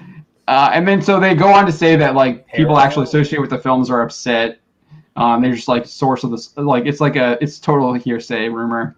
And it's like James Gunn, Villeneuve, and Chu. Oh, I'm sure. Then AMC like issues this. Villeneuve's got to be pissed. AMC, who have shut down their theaters. Yeah. So this is what really gets me. These people, like, where he says right here, go to the third paragraph there, right underneath the photo. Clearly, Warner Media intends to sacrifice a considerable portion of the profitability of its movie studio division and that of its production partners and filmmakers to subsidize its HBO Max startup. As for AMC, we will do all in our power to ensure that Warner does not do so at our expense. We will aggressively pursue economic terms that preserve our business. We have already commenced an immediate and urgent dialogue with the leadership of Warner on this subject. So to me, this is just AMC whining that Warner's is deciding to just go to like, hey, like theaters are done, you're shut down, we can't put our movies in there, no one's going. Like, we want to get these movies out, we want to at least try and get some of our money back. So through potentially HBO Max subscriptions, which are could be potentially long term, and you get these people for who knows how long you might get them, but you're definitely getting them for more than just one movie ticket. If you're charging $15 a month, that's they sign up for a year, that's 12 movie tickets, right? Or close to it, if you're paying $15 a movie ticket. Yeah, right. So you have that. So these people they're getting upset at the wrong people. They're getting upset at Warner Brothers for making a decision because they're closed, and the reason they're closed is because you have all these governments putting in all of these regulations and restrictions, and that basically made it unprofitable for them to even stay open because it's more expensive for them to be open and not have anyone going than it is for them to be shut down. Oh yeah, for real. So their anger is directed at the wrong people for that. But yeah. So what do you? Obviously I'm the one who's talking right now. So if you guys have something to say, chime in. For me, I feel like it's a little bit of misdirected anger. It's a little bit of they can't just go down without a fight, right? Like they've got to show for the front. theaters, yeah. But then I also think that this is just from the start a losing battle because Warner is huge. I mean, Dune, DC, arguably some of the only blockbusters left, right? I mean, that's a big question. Can a theater survive without Warner's releases? Because that's kind of, and I don't, I'm with you. That is the answer. So it kind of feels like somebody has to call somebody's bluff at this point. Yeah, I mean, I feel like this is just the same thing we've seen from theaters throughout the year. I know we've talked about this before, but like they were all upset about Trolls World Tour, and the NBC guy was just like, "Suck it! Like we made money." Like, I mean, yeah, at this point, it's been over anyway. I mean, except for blockbusters, like I mean, theaters really haven't been relevant anyway. And you've seen this prior to pandemic with like Netflix putting out the Martin Scorsese Irishman, film or whatever. Irishman. It's like that's starting to go that direction anyway.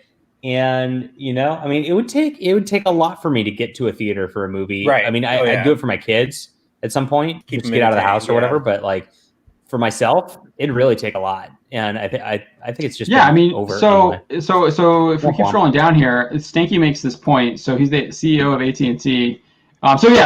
There is this here. There's a rumored lawsuit that Legendary might go because Legendary. So go back up. Real quick. Yeah. So there's this rumored lawsuit with Legendary, and they apparently financed like 75% of Dune and Godzilla vs. Kong, and the rumor is that Warner Brothers didn't consult them on this distribution. So there might be some legitimacy here, and this is probably the only real complaint. Right before Warner Brothers announced all that, Legendary had rejected an offer from Netflix. That was a rumor too. Yeah, rumored to have rumor from the trades to have rejected a $200 million offer from Netflix, who wanted Godzilla vs. Kong to be exclusive. It was like literally that was rumored, and then the next day, Warner Brothers announced their plan. So Legendary is probably super pissed if all of that is true. They told Legendary like 20 minutes before they made the announcement, right? That's the rumor. Yeah. That's the rumor. Because in that rumor too, I don't know if it was because that's the deadline rumor from this Mike Fleming guy, but there was also I think he also talks about how like there's a rumor that they paid Gal and Patty like big bucks for Wonder Woman. So so it's possible they might be paying other people too to get them on HBO Max or whatever. So we don't have any confirmation about this. I'm not sure if we will get it, but right now we know that this rumor is out there. But yeah, so the CEO of AT&T basically was just off all the people who are complaining. Yeah, so John Stankey, this is the guy who has also said that like there were no sacred cows in at AT&T, meaning like obviously Crunchyroll got sold. It's not who's to say that like something else might get sold too. So he's made it clear that there's no sacred cows. Underneath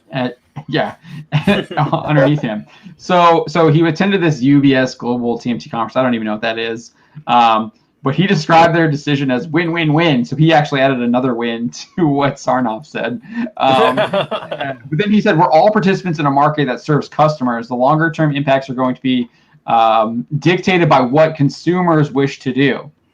I just read that. Customers have a tremendous amount of choice as to how they choose to engage with content. If we just simply sit here and say this is about whether or not people go to movie theaters, I think we're missing the broader point. Because people are choosing to watch their entertainment in their home. It's not about just going to the movie theaters. It's about how we're consuming entertainment.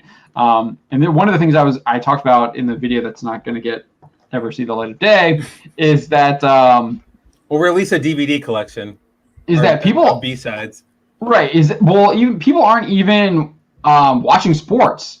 All the sports ratings were down. NBA, NHL, MLB, they were all down. People were finding other things to do with their time, whether that's watching people on YouTube, reading a book, playing video games. Yeah, playing video games. They're going crazy. They're just finding something else to do with their time, even during this pandemic when we're all supposedly being locked in. People were going out and like taking walks in the parks or whatever like that, working out in their home. Yeah, everybody's doing stuff like that. People are doing different things. They're not watching a lot of this entertainment anymore. I think Netflix saw. I think in the same thing he says that. What does he say? He says engagement was up 36% on HBO Max though. So they might be doing a little bit of that. But I do think that people are finding other things to do than going to the theaters to watch a movie. So go scroll down to this last point here. This is the kind of what John was saying. He said today, even before Warner Media made this decision, customers could go watch great 2-hour content on a variety of competitive services. Some of them very significant releases. Customers are going to drive what happens in the market ultimately. So yeah, that's what we were talking about with like Netflix. And they don't just have Irishman. They got stuff like Triple Frontier. They try to do like a superhero thing with the old guard. They have that supernatural thing with Will Smith. Bright, yeah. They had that foreign film that was up for like the Academy Awards that everybody got mad at, Roma. Yeah, the Mexican film. Yeah. So they had that. What else is there? That's the thing. Is like those are the kind of films that I would prefer to watch at home anyway. You know, the ones that I've got to like really get locked into, so I don't have to worry about is this jackass next to me going to answer his phone, or is this person over here going to stop coughing? Like I can really get locked into it. The only thing I can think of going to theaters for is, like John said, blockbusters. You know, Dune, Godzilla versus Kong, probably, because that's probably going to look great on like an IMAX screen. Suicide Squad. Maybe I might even. I don't know if the Suicide Squad is like James Gunn that necessary. Squad? Yeah, I don't know. I don't know if I would prefer to see that on a big screen over like a nice big screen in my own home. Where I can sit there and pause it and analyze it like a dork. Yeah, I just feel like all these people are so upset because Warner Brothers is the first one to actually like make a move. Mm-hmm. It was going to be somebody, somebody trying to adapt to what's happening right now in the marketplace and where it appears that it's going. And obviously, Netflix has already been in this position. They're the ones who still had content coming out. They still had new stuff coming out. I felt like throughout the year, and it seems like a lot of their production isn't done in the United States; it's done abroad. That's why they're able to do like Witcher and stuff like that. And a lot of it's like outsidey stuff. What's like that? The Witcher's a lot of it is like set outside. So like The Witcher's, medieval foresty stuff. So hey, you're following the rules. Right. So yeah. So I just don't. I don't know. I feel like Warner Brothers made the. I think this is a really interesting move. I don't want to say it's a good move yet because we'll see what happens. But even Marvel was kind of already doing this. They were like, we're going to put our superheroes on Disney Plus, and then we're going to put them in the movies. So we're going to try and get you to go to the movies through our TV shows. So they had already had this like worked out, and obviously the only thing they really have right now is the Mandalorian. They've been delaying their shows because they want to see if they can try and get Black Widow in theaters, and they're talking about like, Warner Brothers gave up $1 billion box office with Wonder Woman, and it's just like, but it's not getting. It's It's zero not, or anything. It's zero or anything at this point. It's literally not making any money. It's losing money as it sits on the shelf right now. Yeah, for real. Yep. So I don't know. I just don't understand why people are really upset about this. I just think it's just. I think what it is when Christopher Nolan says it doesn't make economic sense, it doesn't make economic sense for him because he's probably going to be losing out on the big bonuses that he probably gets, right? Or, because they know that the box office would pull in those. I think seats. I also think what this does is it devalues directors and talent for the most part as well, because now it's all on a streaming. AT&T can kind of hide what those numbers are, and you can pay your talent less. See, now I wonder conversely, because I wonder if with this move we're going to start seeing adjusted budgets for movies, because maybe they'll start pulling in less than they would in a theater, given everything at the end of the day. So maybe they'll have to start relying on quality to pull people in. It's a long shot, but it's something that could happen. But you also like with the subscription, like with Netflix, it's like Netflix does a lot of licensed stuff. So like they also do just throw a lot of crap out there. Right, they have a ton of stuff out there. So it's like what are you actually watching? Because we don't know that. That's all that stuff is hidden. True. We don't know. All behind thanks to their formatting, right? They have like a top 10 thing, and we used to be able to see like how many people upvoted stuff and like downvoted stuff, and they got rid of that. But now they have a top 10 thing, but who knows whether or not that's actually like based on like what people are really watching, or if that's done with humans to try and push. I feel like it's an algorithm thing. I don't trust anything that says like this is the top 10 these days. Oh yeah, no, not any. Yeah, I don't either. But yeah, so you have that too, and obviously Netflix cancels stuff literally after like 3 seasons. It seems like. And they've boasted that that's their model. Like they're proud that it's like, yeah, we can give them 2 seasons and they're out. Whatever. That's just how we do it. So you have that.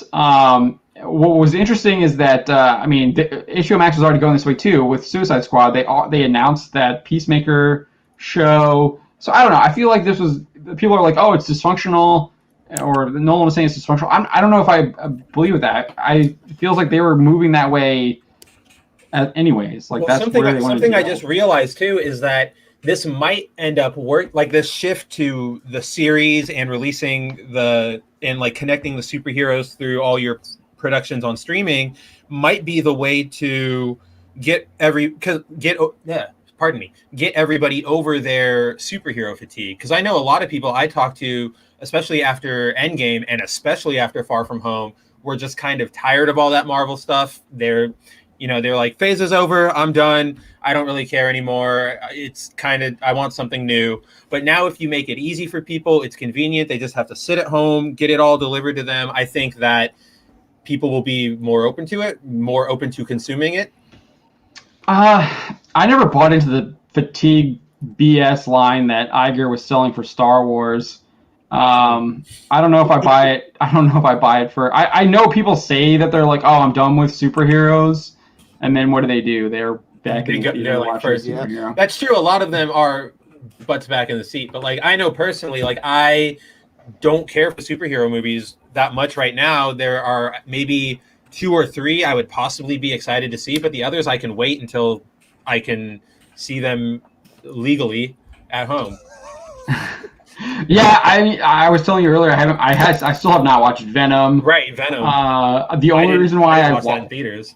The only reason why I watched the 2 Spider-Man movies was because my wife wanted to see Far From Home, which I was shocked. She doesn't watch superhero movies at all.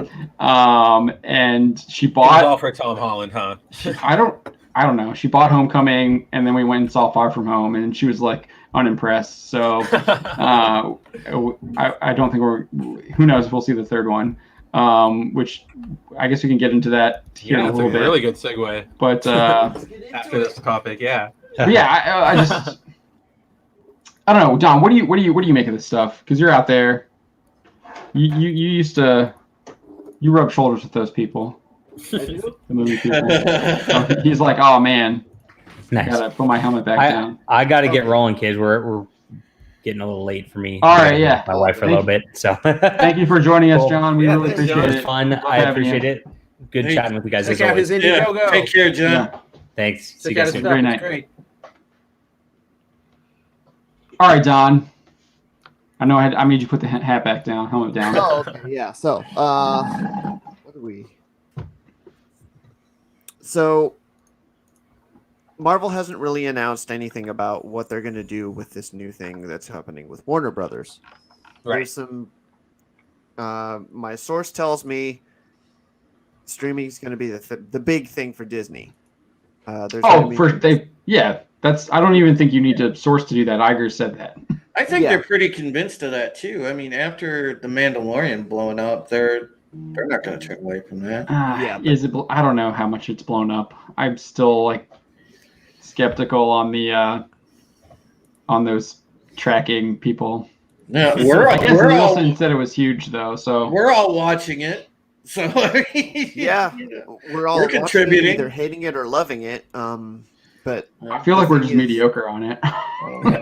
Like there's interesting cat fights over it. All right, sorry, John. We keep interrupting you. I'm sorry. Okay, Go.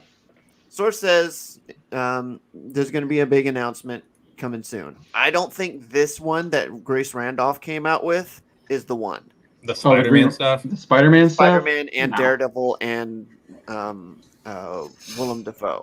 I mean, as much as I love, I know you love the Netflix Daredevil, especially Dawn. Mm-hmm. As much as we love those characters, I don't even think we would consider those like big announcements. Like if that was the big announcement of like San Diego Comic-Con or CCXP, I would be so disappointed. I don't even. What would a big announcement be? Like Black Widow comes to Disney Plus. Star Wars, Marvel crossover. No. Yeah, no, we're Please no. the big announcement. Big announcement will be like, sorry folks, we are decanonizing the sequel trilogy. Wow. Yeah, or like, you're saying it's about Marvel though. I don't right? Or do you just think it's streaming? No, Disney is saying it's just got to be a business decision then, right? So it could be Marvel. It could be something Marvel or Star Wars. It could be park related. Star Wars stuff is going to be announced tomorrow as well. Yeah. We're going to open the parks as shows, sovereign countries. That's what the announcement is. In protest? Because protest is covered through the First Amendment. The only thing I can think of is like Downey Jr. comes back as Iron Man. Just seating. I feel like he's done for a Marvel announcement. I feel like he's probably overacting in general after Doolittle. Megan Jenny! Because it bombed so bad. Yeah. It was just a bad movie, man. I never watched it, so I did. Thing that could get me completely excited is if they announce the X-Men. Yeah, it has to be a TV show. Raging boner. I mean, you have to have. I don't know. I feel like the X broke my bell. I don't even. Do you think you can even do like a good X-Men? I feel like it has to. You'd have to have multiple TV shows and then like a crossover or something. Live action series. Yeah, if you're doing live action, it has to be like Defender style. Bring back the OG cartoon. It would have to be like Defender style, building up to a movie that introduces them all. Because you can't pull a Justice League and just try and shove them into the continuity that was already there. You know, you have to explain the mutants. I don't know. I feel like Magneto deserves his own series. Exactly. Like Magneto needs his own stuff. Charles could probably take his own stuff. Yeah. Wolverine, you could do like original 5. There's a Gambit. lot you can do there. Gambit. There's a lot that they'll do there that they'll never take advantage of. Oh man, Mark 63366, don't you dare. Don't you Disney's dare. remaking the original Shut up, Star Wars Mark. trilogy. I'm not sure if that's what gets people to want to buy Disney stock. Is Disney stock down right now? I haven't checked. What was it today? It was slightly down, or I think it was up today. Let's see. And so this guy's saying that like this huge announcement is going to make people want to buy Disney. No, Get that the would Disney stock. Yeah. I have a feeling that people are going to be selling Disney was Disney up a little bit. because they're gonna be like, we lost a lot more money than before. And my source knows that I'm very sour towards Disney and like kind of Marvel for that matter after the Brie Larson stuff. So when they say that it'll get me excited, I'm like, wait, what could be the announcement? Like the Spider-Man announcement, I mean, I was kind of curious. Now I'm intrigued, but I'm not excited. But this could be, if something really big happens, like they announced the X-Men, they announced Fantastic Four, maybe I could get excited for Phase 4. Dude, I don't even know, man. Like, if they announced I'd like to be X-Men, you excited just again, you know? I would too, but it's just It's been a the while. way they went with everything with Phase 4 and the way that it's been like marketed. I don't know. Like Rogue and Captain Marvel 2. That would be sweet. Just killer. Just bash your head in. Binary it up. Yeah, I don't know. I kind of just want to. I don't know. Maybe I want X-Men, but it's got to be like true to the X-Men, and I wouldn't even mind having them outside of MCU altogether. So they're in their own world. They don't even have to work with like.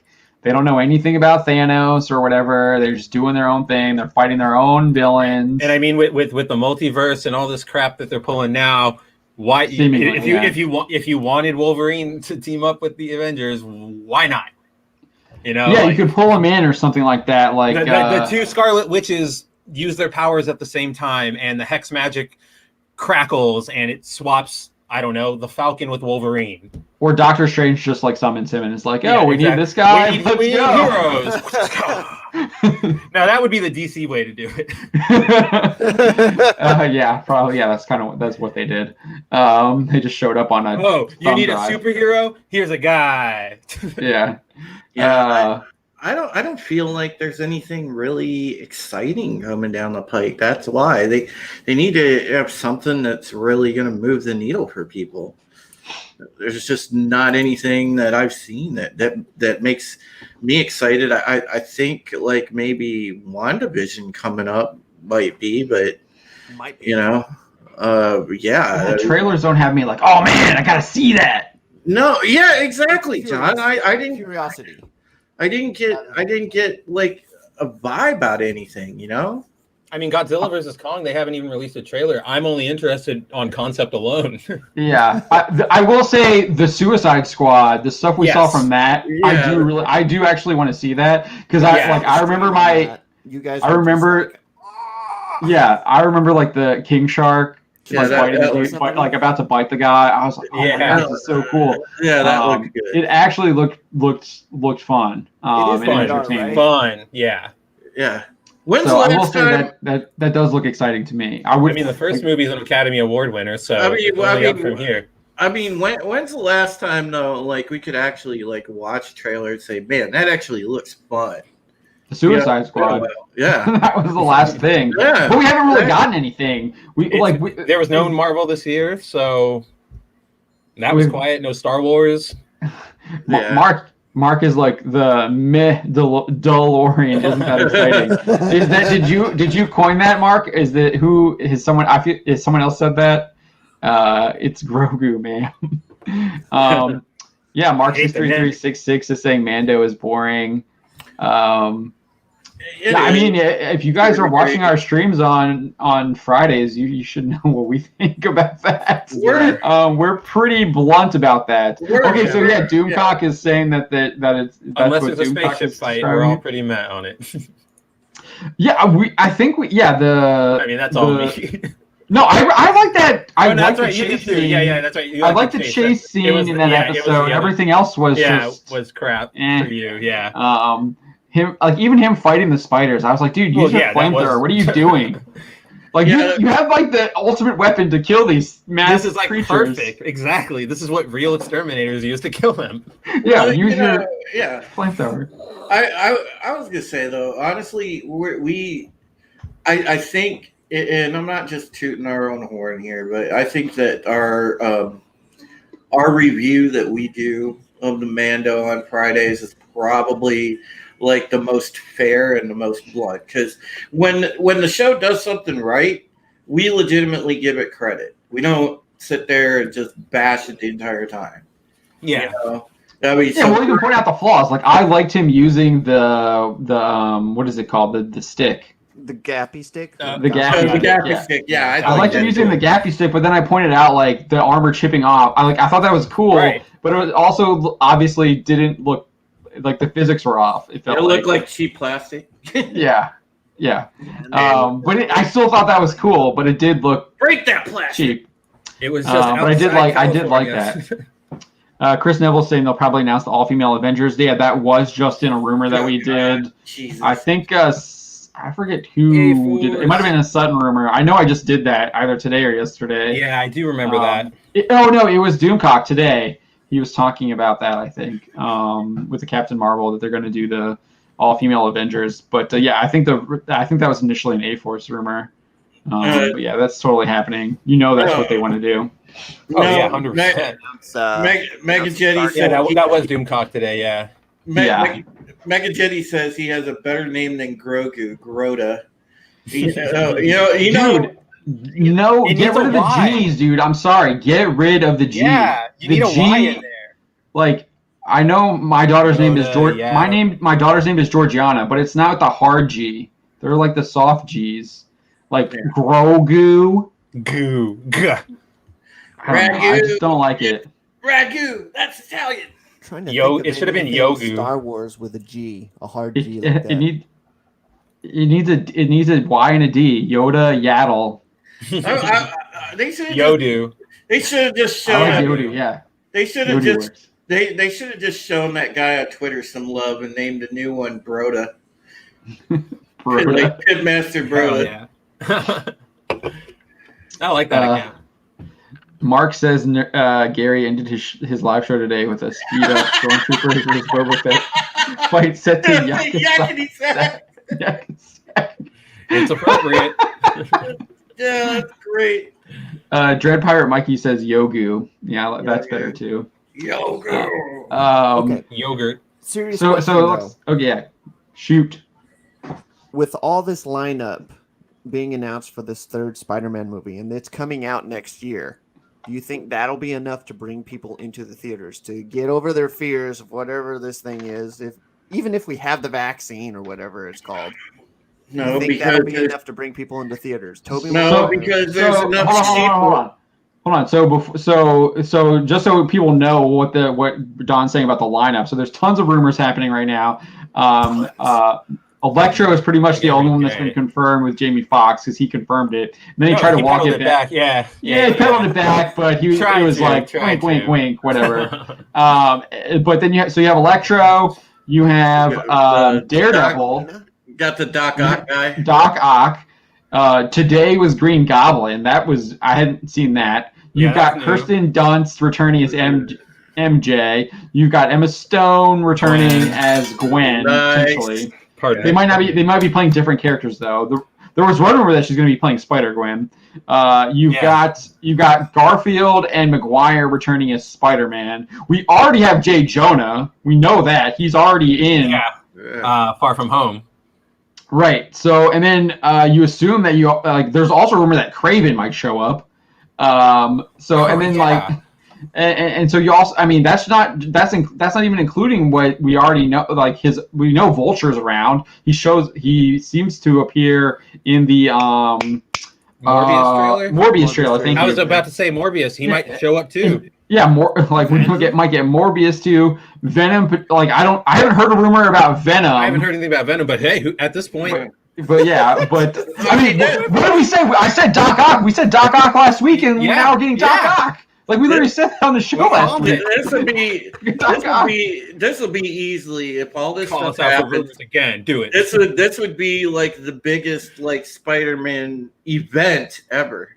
No, they're trying to. That's what they're trying to do. I think they're trying to make this an Avengers event movie to try and get people back into theaters. I feel like it feels like it. Kind of what all this is building. It's the most like talked about Phase 4-ish thing, right? I mean, Black Widow's people are just kind of waiting for it at this point, and Eternals just looks bad. Like, I don't know if anybody saw earlier. Oh, pull it up. Yeah, let me find the. Pull up the Legends. Pull up the Indiana Jones ripoff. The toys, the Marvel Legends toys for Eternals leaked earlier this week, and I was showing them to John, and we were just dying because they are so bad. Like, especially the villain one. It starts with a D. Whatever his name is from Fantastic Beasts. That actor. He's the Eternal. It's Ezra Miller. Yeah. Oh, wait, what? He's in it? Isn't that Ezra Miller? I don't think so. It's not Ezra Miller. No, he's not in it. The figure looks like him. Yeah, here. Oh, do you have it? I'm loading it right now. It's Ezra Miller. It's like Druig. Druig is his name. Druig, there you go. Yeah. The guy that's has an on and off relationship with Cersei. Yeah, this guy. Look at it. Oh my gosh, it is Ezra Miller. It looks like Ezra Miller, but it's like Ezra Miller was in Indiana Jones, and he just got exposed to the Ark of the Covenant, and he's like melting. He's like, But like, look how boring these toys are. Like, the only accessories they come with are extra hands. Yeah, like, I'm not excited about this. Is that Thena? Go back. That's Thena. She's got the gold armor at least. That was Sprite. I think the Build-A-Figure is. Oh, that's Sprite? Why does she have the gold armor? Yeah. Oh, this toy. Oh, I have no idea. That's from the movie because that's a girl. Yeah, that's the movie. Because Sprite is a dude in the actual comics. In the comics, yeah. Jaina Solo trumps all. Mark Lasurth is saying Harry Styles is Druid. Jaina Solo trumps all. That's all. Yeah, Kingo. Here, hold on. We gotta pop up Drew here. Hold on. Yep. He's got a Jaina Solo. Oh, there's a glare. Back it up a little bit. Yeah. I didn't know they made one for her. That's awesome. Yeah. They even gave her lightsaber. Tilt it. Yeah, right there. There. That's good. Yep. Jaina That's good. Oh, she's in a tie outfit. I love that. Is she in an Imperial outfit? It's actually that's actually I think oh god. I forget what book it's from, but it's when she was like a member of like one of the hotshot squadrons. It's an X-wing. Mm-hmm. It's an X-wing suit, but it looks almost like a tie suit. Because I think it's black. Yeah, because it's black. Yeah, it's all black. Yeah. Dude, Phastos looks horrible. Yeah. Like he looks like he's in a robe. Go back. He looks like he's in a robe. Let's see. It looks like No, John. Is he in a robe? Is it a robe? It looks kind of looks like it. It looks like it's got a weird separation here. John, please tell me you see Coming to America. It looks like this is the most exciting toy, and it's just because he has those cool lightning bolt eye accessories. But even then, it's just hands after that. Like none of their outfits look that cool. She's supposed to be a speedster. Yeah, but she's not. Oh, let me see Cersei. Who made these toys? Oh my Hasbro. I've never been a fan of the Marvel Legends. They've always Cersei felt a little cheaper looks than like Japanese figures. They're trash. Cersei just looks like a generic Asian lady. Yeah, her face is like super pale compared to her hands. Look at her. Her hand. She's like ghost white in the face, and her hands actually. The artwork. I want to see. Yeah, right here. Which one do you want to see, Don? The first one or that one? Let's go this one. This one's probably easier to see. Yeah. Mark 63266 says, Hilly Cersei has hips. None of these figures look exciting, fun. They didn't even. I kind of wish they should have gone the '90s route and just given them ridiculous accessories. If I was a snowstorm, Macari. If I was a kid, I would cry if I got one of these for Christmas. The only dude, I would much rather have like a Captain America or a Thor. Literally, it looks like a dog toy. MCU character. Yeah, like a dog toy. Flash Gordon. What's that, Don? You guys ever see Flash Gordon? Yeah, of course. Yeah. If they do it that style with these costumes, they're not. That kind of filming style with these costumes, just full out cheesy. I feel like these aren't cheesy enough. They're trying to be serious. Yeah. I think this is their attempt to make a realistic version of those Kirby costumes to make them be taken seriously. It's not going to be campy, but they don't look anything like the Kirby costume. No, they don't. They don't. Yeah. I didn't say it was a good. I didn't say it was a good job. I just said that's probably what they're attempting to do. I haven't even heard anything about this movie at all. No one's talking. There's nobody cares about buzz. Zero buzz about this movie. Like you said, there's no buzz about Black Widow either. Everyone's talking about Spider-Man. It's all Spider-Man. That's what. The only reason people are talking about Black Widow now is because of the Florence Pugh rumor. Yeah, going on. But even then, like, who cares about Black Widow? Honestly, at this point. Honestly, I just want to see what's his name as Red Guardian. David Harbour. It seems fun. I don't know, man. Fat superhero. I don't know. Didn't we just talk about that? Out of shape superhero though, intentionally. It's not like he's running around. It's not like he's constantly training and he's still fat. He's out of work. It just looked like rehashed fat Thor jokes. It might be, but I'm willing to see it. I'm willing to watch those parts, or excited to watch those parts, or interested to watch those parts. Oh. I will watch those parts on YouTube. All right. What else do we have on the docket? Do we want to talk about? I mean, we're talking about Mando a little bit. Do you want to talk about the latest Mando rumor? Mm-hmm. What does the chat want to talk about? Chat can pick our next topic. What do you guys want to talk about, guys? Throw any topic out there.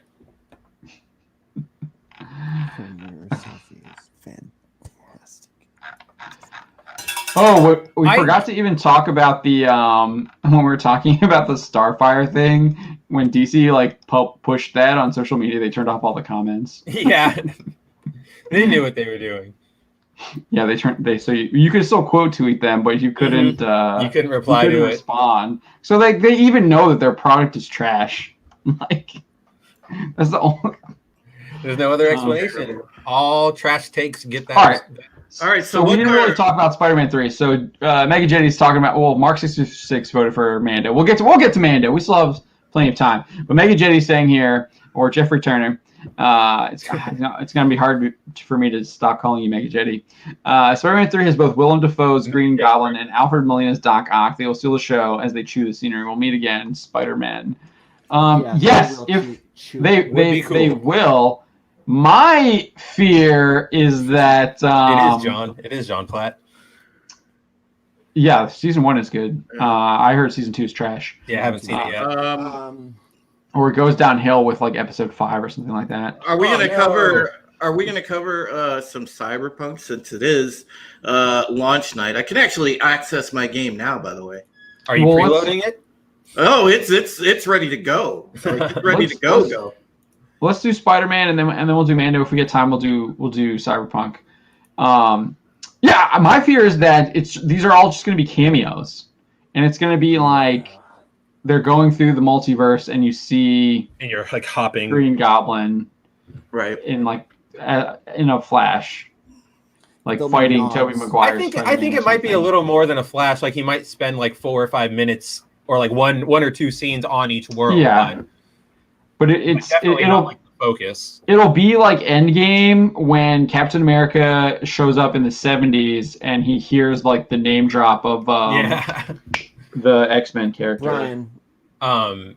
No, Stryker. Braddock. No, it wasn't the Braddock. You hear Braddock, but Braddock, you don't know who it is. You just hear Braddock. You know it's one of the Braddocks, but you don't know which one. So yeah, I feel like it's gonna be like that, where you get like that scene with, like you were saying, he's looking through a window and Peggy Carter is talking to the person, and then you hear Braddock. I feel like it's gonna be something like that.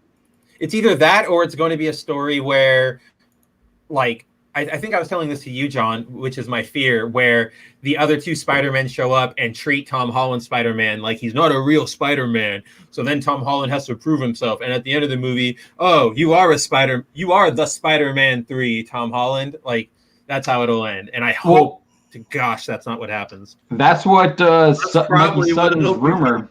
Yeah, that is the rumor from Mikey Sutton. That's what's going to happen. You are the chosen one, Tom Holland.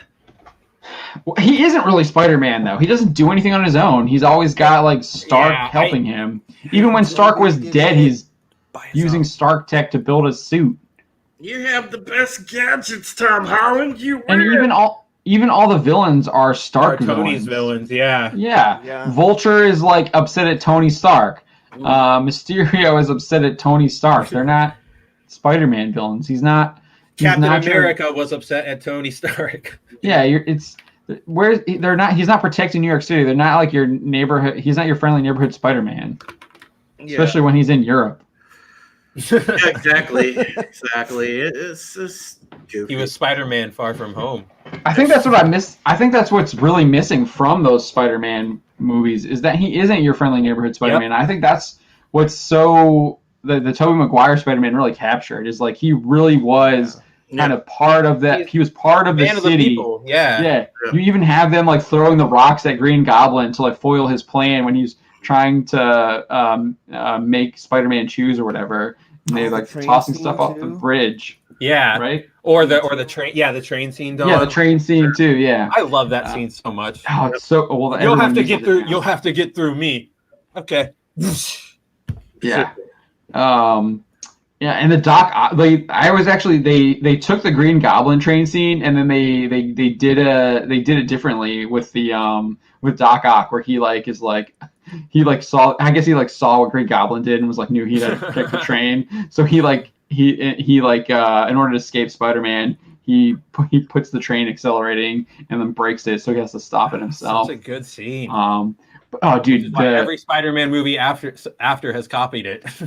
Yeah, I mean the Doc Ock, Alfred Molina as Doc Ock is so good. The issue with the Doc Ock and Green Goblin rules, I think they're going to have to be playing different versions because both those guys are dead. Yeah, both of them are toast.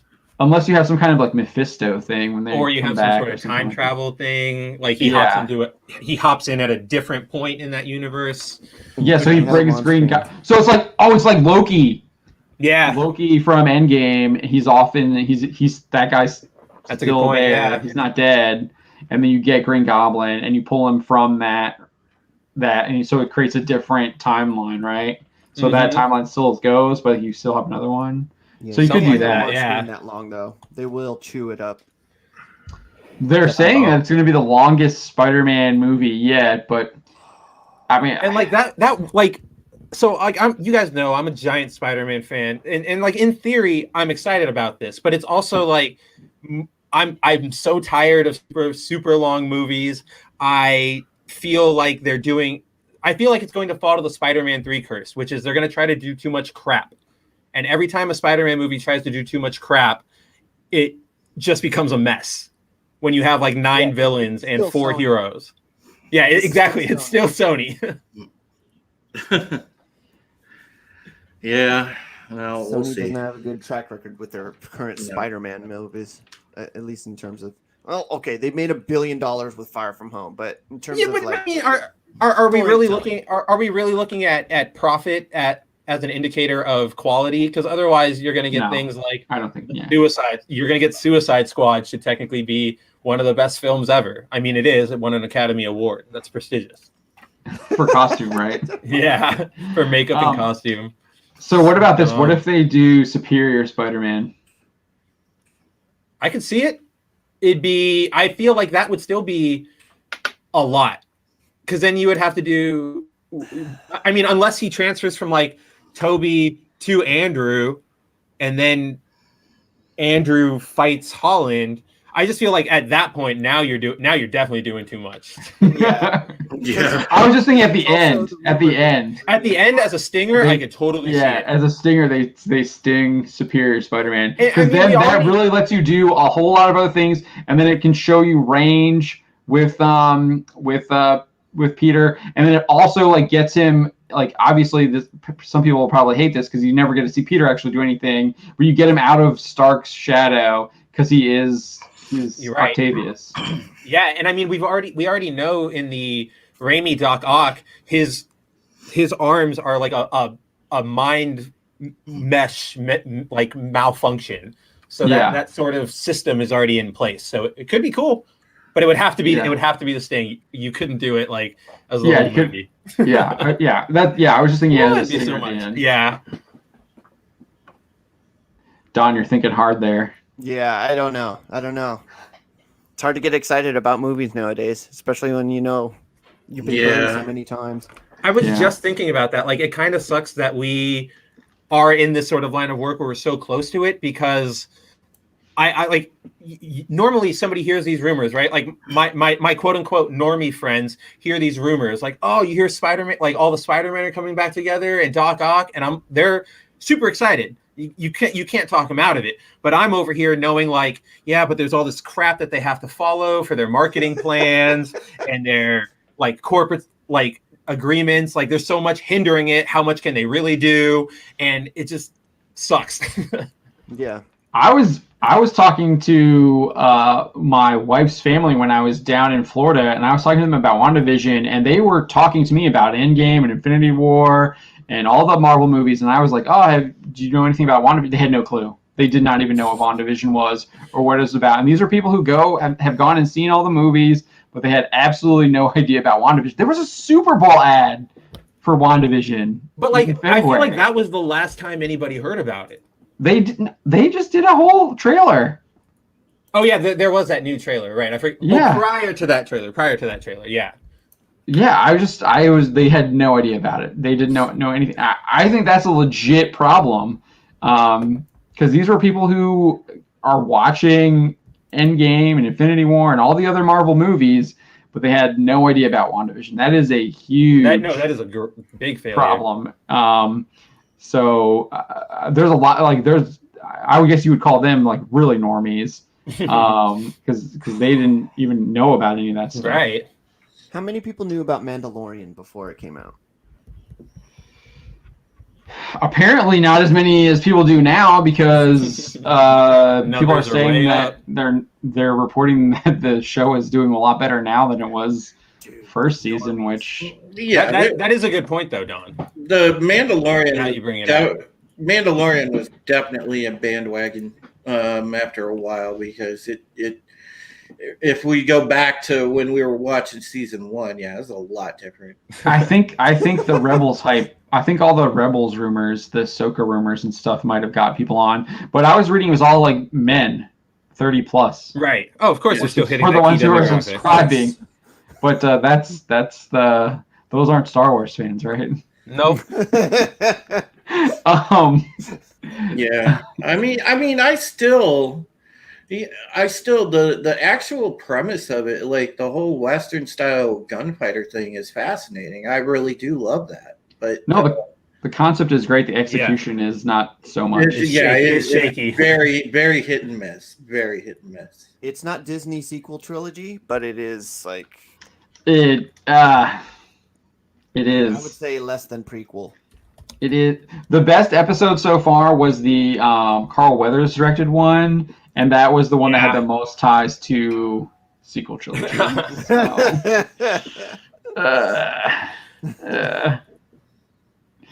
Yeah. We're all so like cautious now, like sequel trilogy. Yeah. I mean, they literally had like Snoke looking experiments, and then there was that whole hologram was all about like using Baby Yoda in experiments to create doing some kind of like DNA force experiments, which I think is why they obviously watch they were watching our streams because that was literally what Script Doctor was pitching on every one of them. Season 1, he's like, "This is what they're gonna do. This is what they should do." It's like You're like, this is gold. DNA splicing, and I was like, I don't know about that. I don't know if that's really possible because the Force is supposed to be within all beings, and that you can somehow transfer it through midi-chlorians. But I guess John. technically. Midi-chlorians. I mean, I guess technically with like midi-chlorians you could, but I'm not really sure about that. Because I feel like you can train and become stronger with the Force. Would that not increase your midi-chlorian count as you train? See, this is the problem with the midichlorians. Or would your midichlorians get stronger? Yeah. So do you have more of them, or like? Because Ahsoka was saying like, oh, in this Jedi, remember she says like, I'm not going to train him. Let his powers wane if he doesn't practice using that. It's like, okay, that's interesting. That's interesting, right? And then Yeah. you said earlier, which is like, it takes discipline and like years of Training. Yeah. And he already had been trained. And that, I mean, that's just another issue that we have with the Mandalorian is that like is the Baby Yoda an idiot? Is he a trained That's my youngling? biggest concern right now. Yeah. Is he an actual baby? Like, who knows what this guy is? He just is what he is, depending on the episode and what they want him to depending on be. what the plot needs. Yeah. Like, oh, he was actually a trained youngling. You know what? When Ahsoka first showed up, she was literally a youngling before she says, "I'm now your Padawan." She was literally a youngling, and she fought like right before she fought in the Battle of Christopher or whatever it is, Christophsis or something. So obviously she was a youngling and she could communicate intellectually, was skilled with a lightsaber, and was able to like use the Force effectively.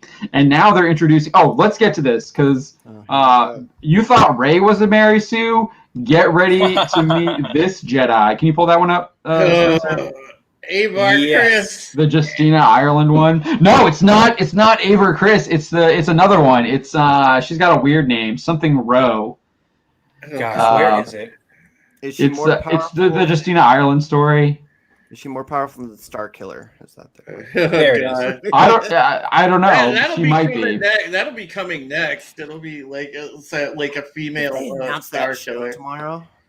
Star Killer. Yeah, we're gonna do a Star Killer show. Force Unleashed. Nate, I dare them. You dare them. That was so over the top, dude. People, why is that sharing? Come on. People would riot. It was one thing in the game, but man, I dare them. Yeah, we're just gonna have this guy. Look at this. He can pull a Star Destroyer out of the sky. So this is Vernestra Rowe. You get to see it. That's some concept art that they got for her, and she is the new bestest ever.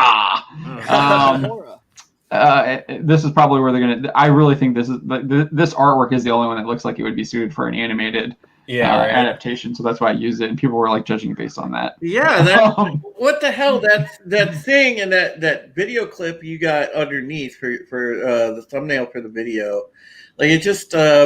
That's the cover. Yeah, she looks like a troll.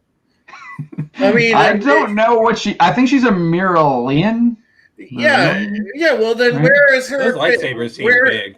Where is her facial tattoos? You know, on the side right there. She's got two little dots. The Mary Ellen usually have really visible facial tattoos, and it's. Oh my god! Well, scroll down. I forgot an eye there. Oh gosh, my copy paste didn't work there. She revealed. Oh yeah. So okay, go back up real quick. So she says here, keep going, right there. Yep. She's asked about like what it was like writing the book, and it was pretty amazing, honestly. Imagine getting a chance to create the characters you want to see and putting them in a galaxy full of space wizards. Who wants to see? Cringe. This is so cringe. A galaxy full of space wizards and the like, because that's what the Jedi are, space wizards. These people need to decide whether that's an insult to Star Wars or a compliment because they keep using it in both. It's an insult. I feel like it's an insult. To me, that's an insult. No, to me it's an insult too. But like, she's using it as a compliment. It's like you guys need to make up your damn minds. That's a Marilyn. Yeah, they usually have these very prominent facial tattoos. Oh, yeah. Yeah. There's a little one on the side of her head. Oh my god. I hope they don't make some kind of series of that. I really hope not. You know it's coming, dude. You know it's coming.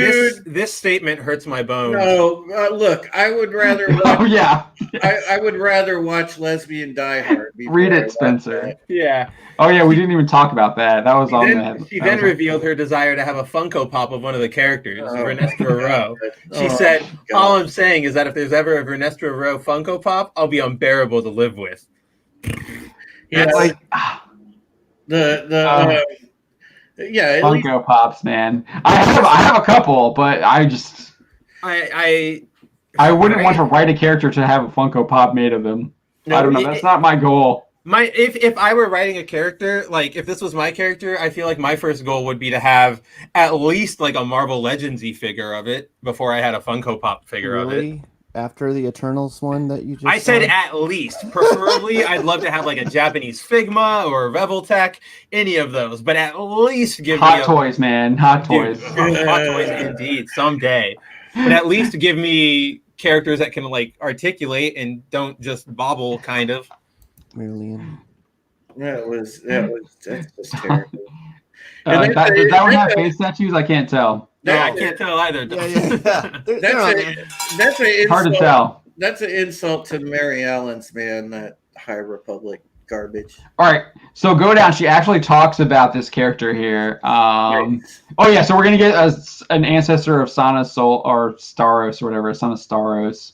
The huge troll, the troll that they did. That she was, so sickening. Told you. Yeah, please have Stephen Wayne Art fix that. Good God. He probably has. I think he's done most of these characters. Would be good. The original concept art was really good. Like this stuff here. This one here is actually really good. There you go. Don. The one in front of us, the holding up the lightsabers. There's that one picture of all the Jedi from the High Republic like lined up. That was pretty cool looking. It's down. If you keep going, it's down in here. Yeah. But yeah, sorry. Find the image. That one looks really cool too. So cool. So she talks about right here. Yeah, it's right here. So she discusses her character and says that's the crux of Vernestra's character arc. How do you balance being so good at things with the very real problem of having very little real world galaxy experience? It's a bit of a Doogie Howser MD. Apparently that was like a sitcom from the 1989 about a kid doctor. That was Neil Patrick Harris's breakout. I never watched it. It looks stupid. It's an 80s sitcom. When I was looking at it, probably followed by a TV show about like a talking dog. Like, was it funny, or was it actually? Doogie Howser was a pretty decent show. The thing was though, that show knew how to kind of execute like I guess a young prodigy type of thing like they were going for. This, oh my God, this is just so force fed. It's so garbage. We're going to get to it here.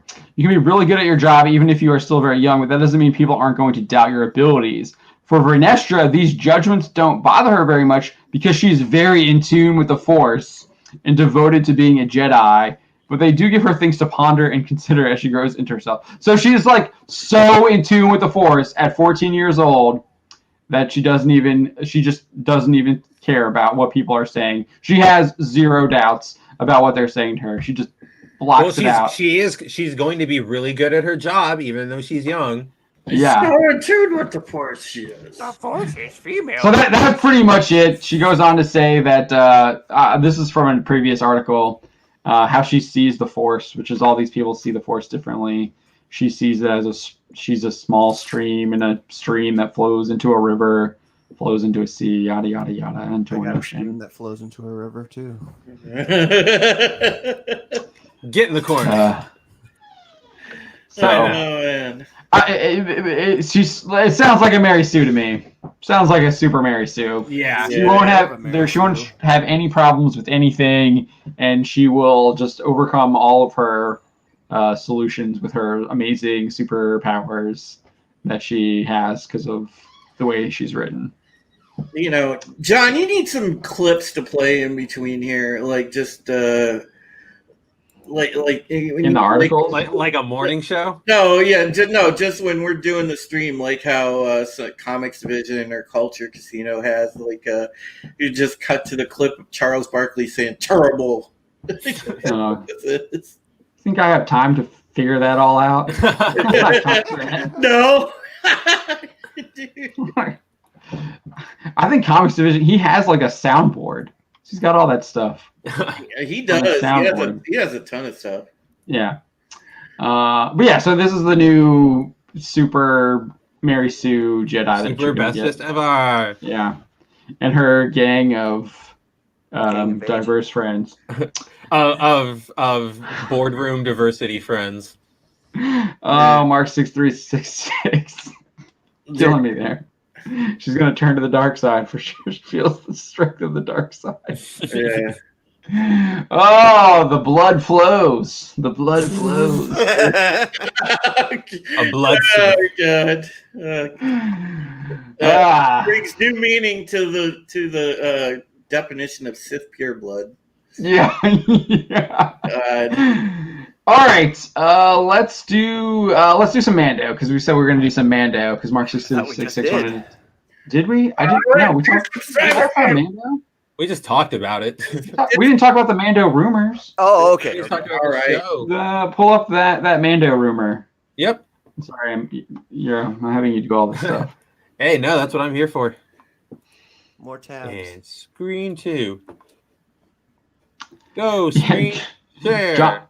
John Platt is saying a direct contradiction to that overpowered character Mary Sue is Baby Yoda, who even at the tender age of 50 still hasn't even begun to tap into his force powers yet. Well, or not true. He has. Yeah, or has he? He was trained by multiple masters at the Jedi Temple and somehow survived Order 66. Eggs. And then when he does use his abilities, apparently he passes out.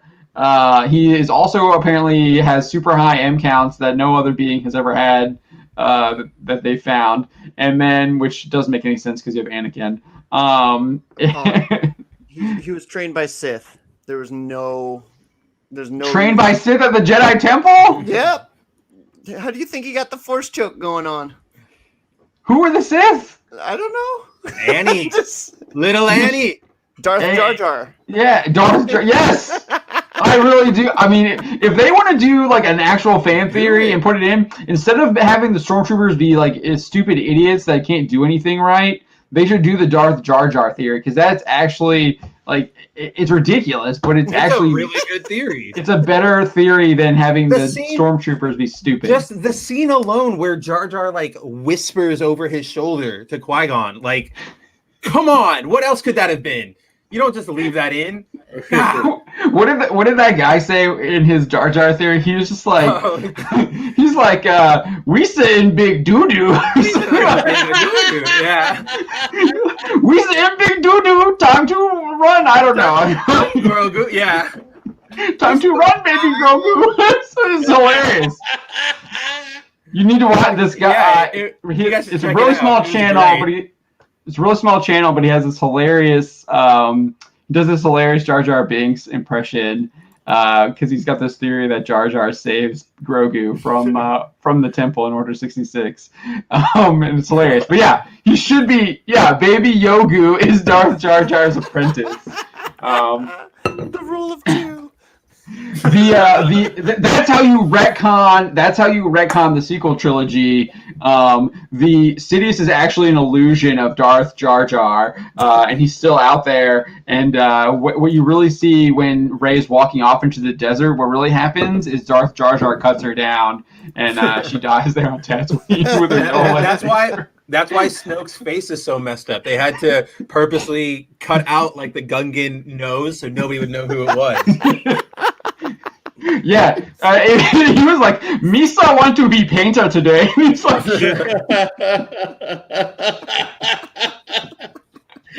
Wow. I never got the hate that Jar Jar got. Like, yeah, he was a clumsy idiot, but he played the role though. I don't know. I don't know. Well, yeah, I mean that would just be like the ultimate like master out of nowhere swerve is just to have him be like a Sith the entire time and be pulling the strings of events. It would just be so good. They hint at it, like there's like a whole like there's a Clone Wars episode where he's legit like running around like not like bumbling and being an idiot, and then when Obi-Wan shows up he starts bumbling and being an idiot. And then they did a comic where he's like wielding a lightsaber. It's just, like going around, like I think Qui-Gon like tosses him a lightsaber in a jungle or something, and he uses it to like cut down a bunch of stormtroopers. He looks like he's running fine. But yeah, so this is the Mandalorian rumor. This looks like we're gonna find once they kill off Moff Gideon, the Grand Admiral Thrawn is probably gonna show up in the Mando. If he doesn't show up in that rumored animated show, which that actually sounded interesting because it's away from the regular stuff. Yeah, you're out. They get away from sequel trilogy stuff, and they can do their own thing. Which I really think that's what they need. That's what the Mandalorian should have been. It should have been away from sequel trilogy stuff. Instead, it seems like they're embracing that. But yeah, so we get this rumor here that about who will be playing Grand Admiral Thrawn, and it is none other than the voice actor for Thrawn in Rebels, Lars Mikkelsen. Is he the brother of Mads? I think so. Okay. Yeah, I think he might be. But yeah, so this rumor comes from Small Screen and Edward Lauder, I believe. They're a small little British site. He's got 2 quotes from sources if you want to scroll down and read those. So I'm just talking about the history of Thrawn when you last see him. So we last saw Thrawn. Well, Thrawn was last mentioned in the Jedi episode where Ahsoka's asking the magistrates, what's her name? Morgan Elspeth. Morgan Elspeth, yeah.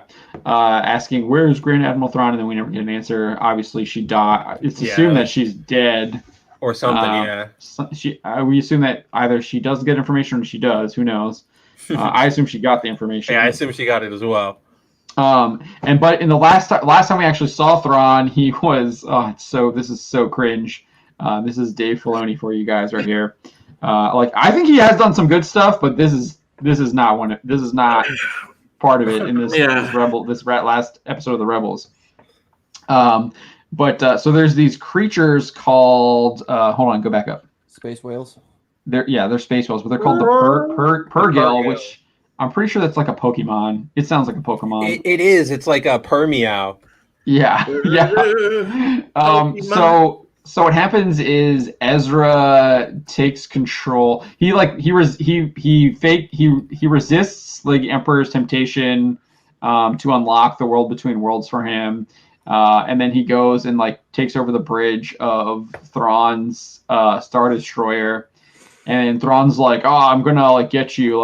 My plans are masterful," but it's not because Matt Martin. Oh wait, I mean Mark Matten, the story group writer who doesn't know anything about the Force, a character named Wolf, and what is it, Sacatro Vizago? Something like that, yeah. Are on the Ghost. They've sent out this signal. They summon all these Purrgil. They follow the Ghost. They start destroying all the. They destroy an entire Imperial blockade surrounding Lothal, and then they attack the Imperial Star Destroyers that are in the atmosphere on Lothal. Ezra takes control of them using the Force. Once they arrive, they wrap up Thrawn, and then Ezra uses them because apparently they can travel through hyperspace. So then Ezra uses the Purrgil to travel through hyperspace to unknown locations. So that's the last we saw of Thrawn in Rebels. It's as bad as it sounds. We have space whales that can travel through hyperspace, and they captured Great Admiral Thrawn. Originally in Marvel Comics. Dude, nobody. The space classic whales. Space whales. Oh, this from the X-Men. Yeah. Or they're supposed to show up Demon Bear. Yeah, Thor. They're supposed to show up in Thor, right? And yeah. They're supposed to show up in the new Thor movie. Taika said they were going to be, or he said, he said space whales, sharks. right? Space sharks, yeah. Similar.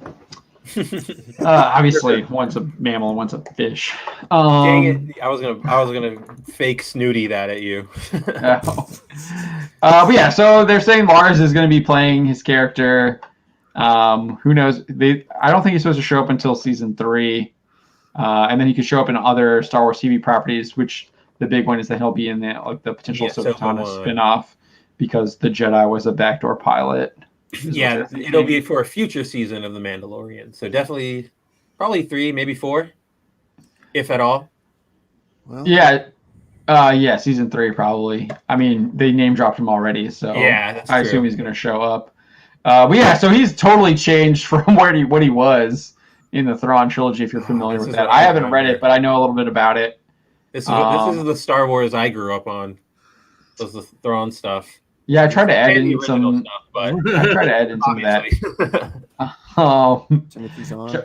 John Platt's asking, in Star Wars canon, didn't Palpatine build a Sith secret? No, I think in Star Wars canon, the Jedi Temple is built over the Sith Temple. I don't think that Palpatine built a temple underneath. I think there was an old Sith ruin that the Jedi Temple was built over, and that's how they explained why the Jedi minds were clouded by the dark side or something like that. I think that's in some kind of like extracurricular thing that you have to read because it's not in any of the movies. Fortnite. Yeah. So that's the rumor here. What does he say? Can you scroll up real quick? Oh, that's the Sutton rumor. Keep going. I don't think Louder gives any details on what's going, where he's going to appear. He's just saying he's going to appear in Ahsoka. Yeah. So there's a rumor that Mikey Sutton had a rumor. So he was already on top of this like months ago. Always is. This guy. He said he held on to it for months. He's saying that he would show up in the next 2 years, and that he could. He was going to be the main antagonist of some kind of like Star Wars Rebels live action theatrical film that they might be doing. So maybe that's the big news, Don. Yeah, I was just about to get a Mando movie on Disney Plus. Is it something to get excited about, though? I mean, not for us, but for the people who like Mando. Yeah, I don't know that makes me very excited. Mark? What are you asking? What was from one of the games? The images? All the images are from comics. These are comic books. Yeah. Yeah, that's from comics. They're all from comics. Rebels. That's from the TV show. And Rebels. Yeah.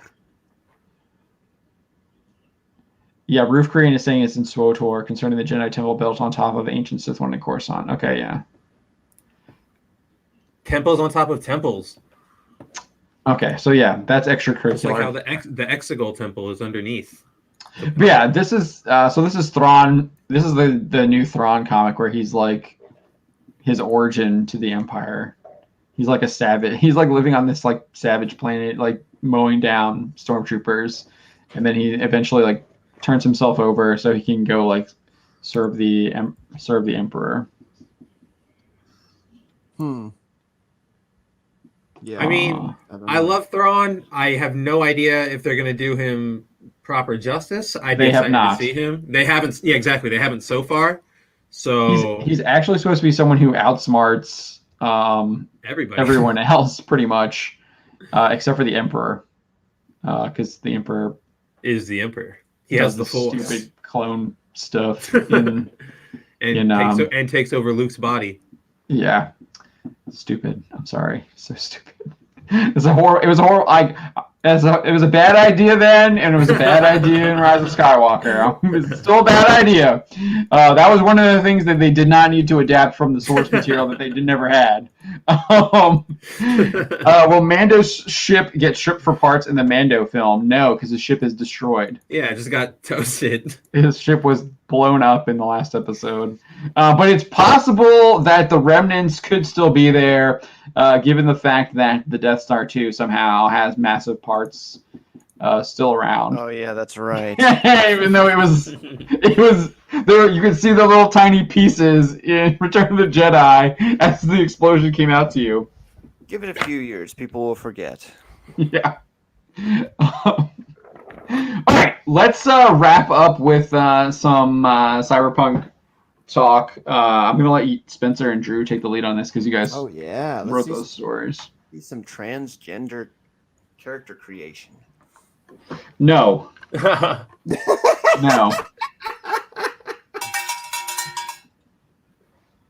I had my mic muted. Wow. So you want to take the lead, Drew?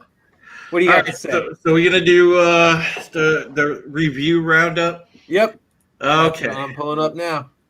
All right. So yeah, I had I don't know if I want to call it a blast writing this story. It was kind of actually horrific.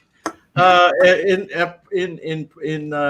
certain points because I started off with my nice tour around the web. I'm like, well, let's see what the reviews say.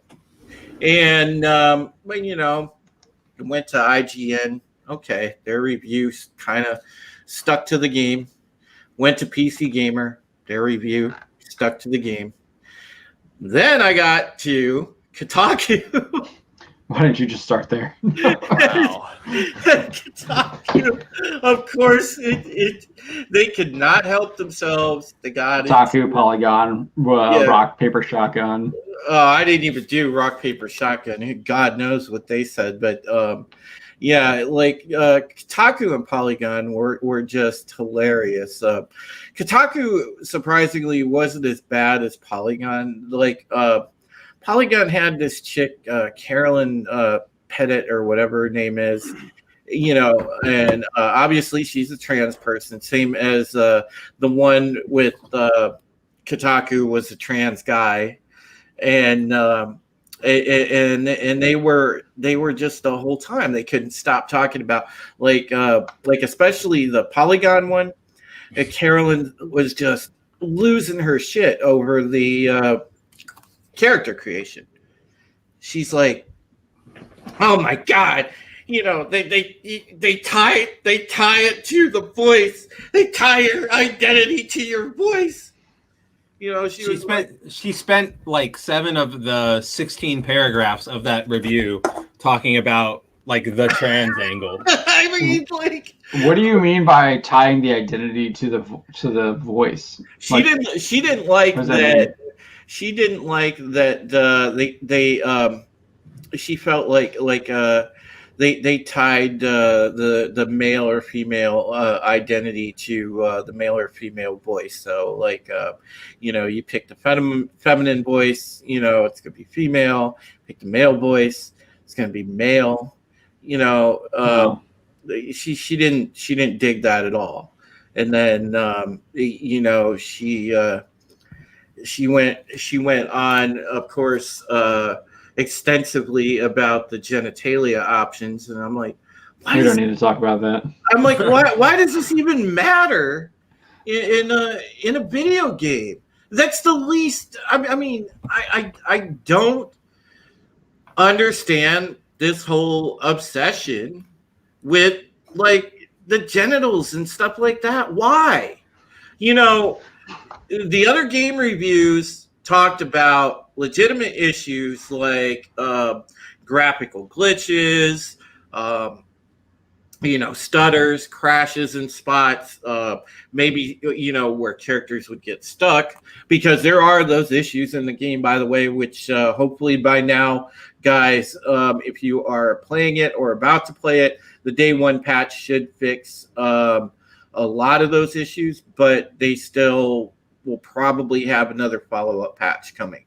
But besides that, yeah, it just, it's a joke reading these reviews because they scream activism instead of journalism, and I think that's what drives. Oh, you knew that was. Oh yeah, I know, John, but it just drives me up a wall because if you're going to be tasked to write a review of a game, well, write it about the game because your audience supposedly is gamers.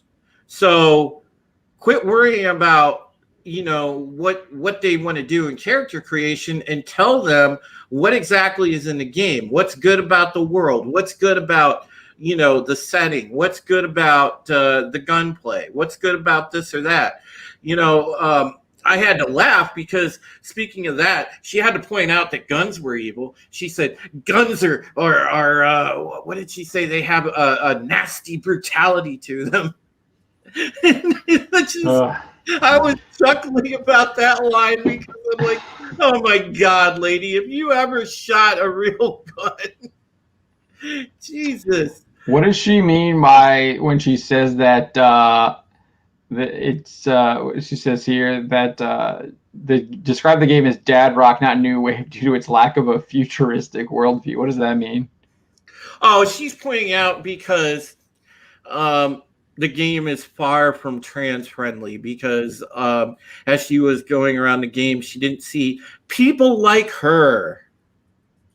There weren't specifically trans people like her. It was just trans people on billboards, and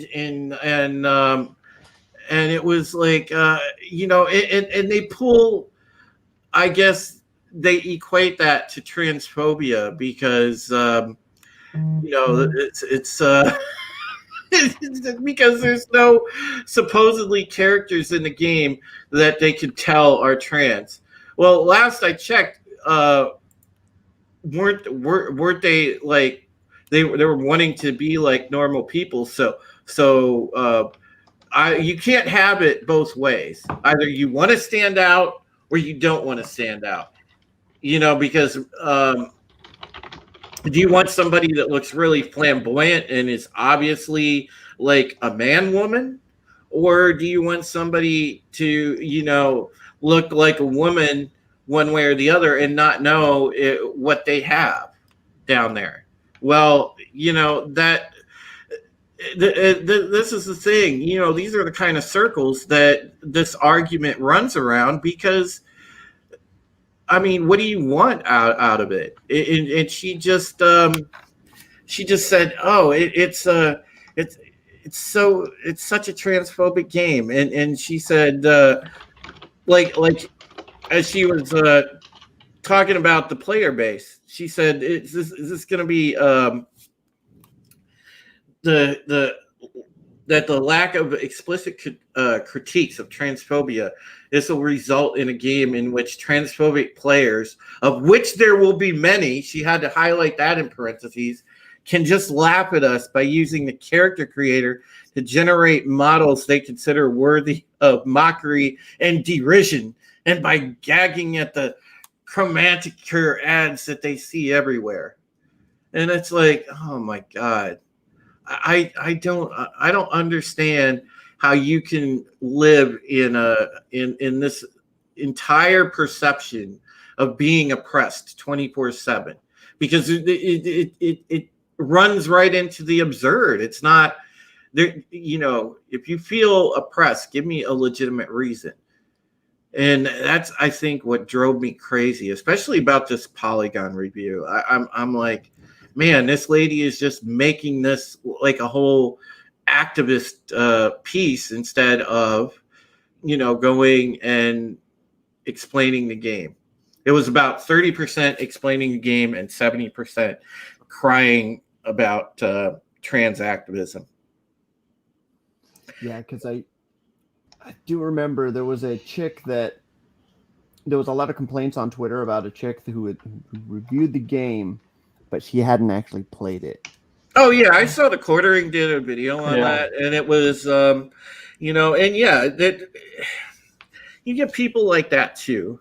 Game journalism is so screwed up right now because it's like between the knuckleheads like this that just want to are just looking for a reason to write an activism piece instead of reviewing an actual product, to people that are like, oh, look at me, I'm a hot journalist, and then they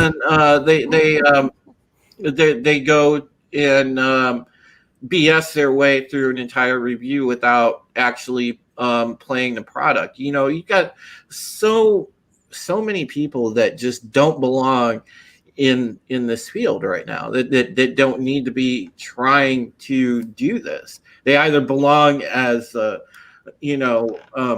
social justice pundits or just Twitch thoughts, which is where both need to stay in their lane. I'm serious. You know, don't try to be a games journalist if you're not going to be a games journalist.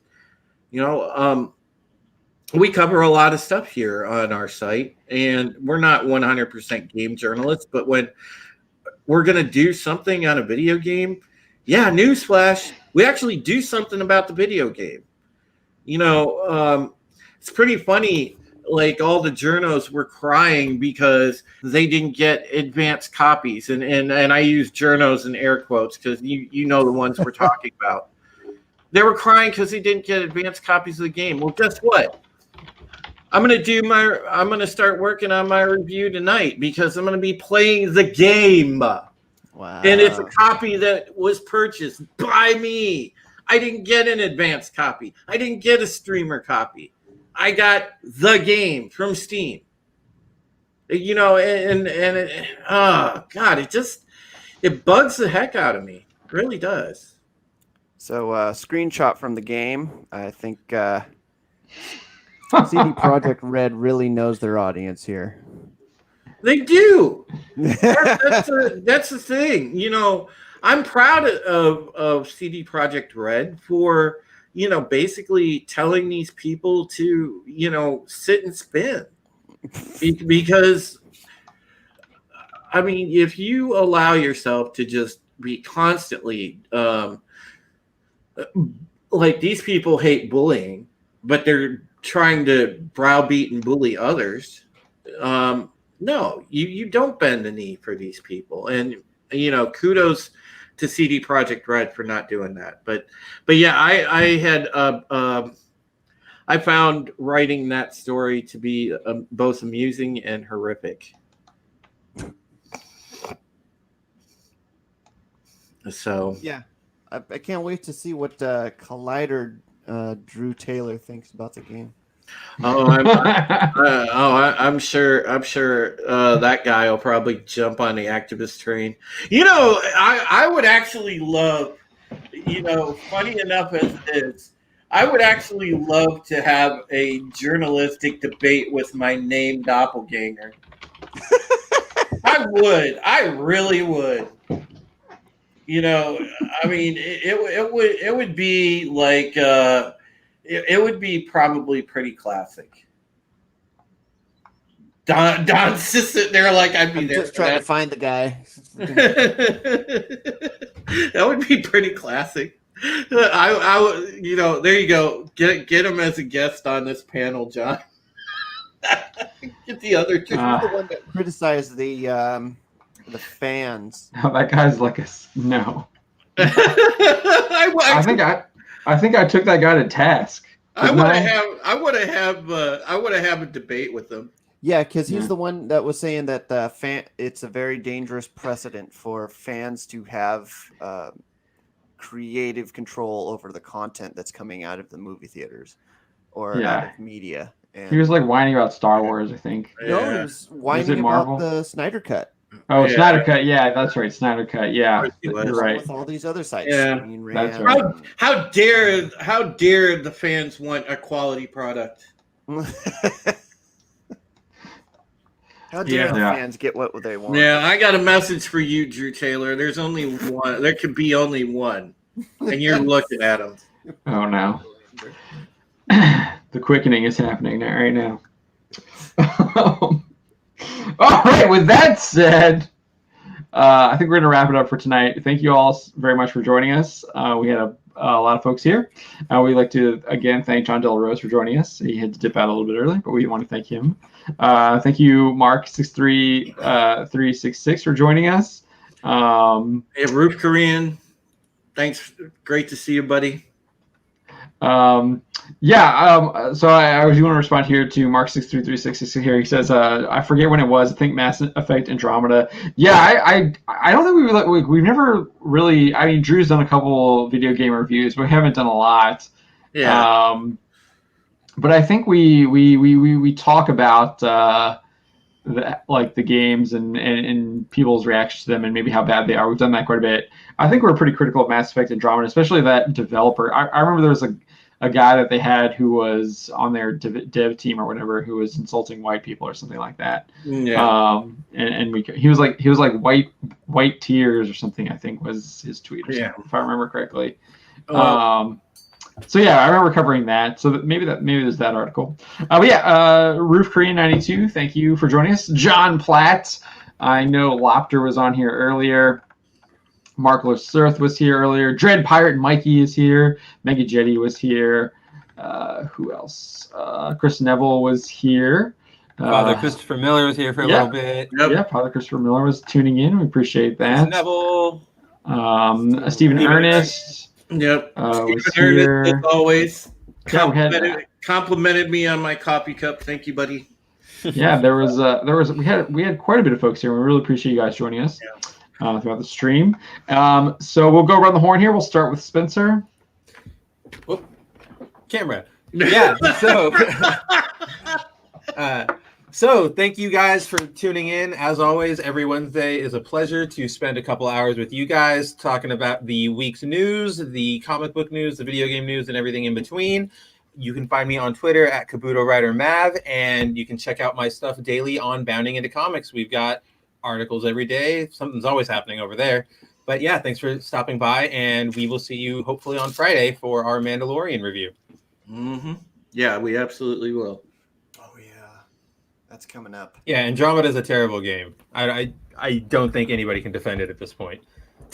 I stopped playing Mass Effect after the third one. The second one is as most people did. Andromeda was so bad at one point. I remember on Origin they were giving it away and people didn't want it. The second one is one of the best RPGs ever made. Yeah, so good. Yeah. I debate that with Dragon Age. All right. I said one of the best. I didn't say one of the best. One of the best.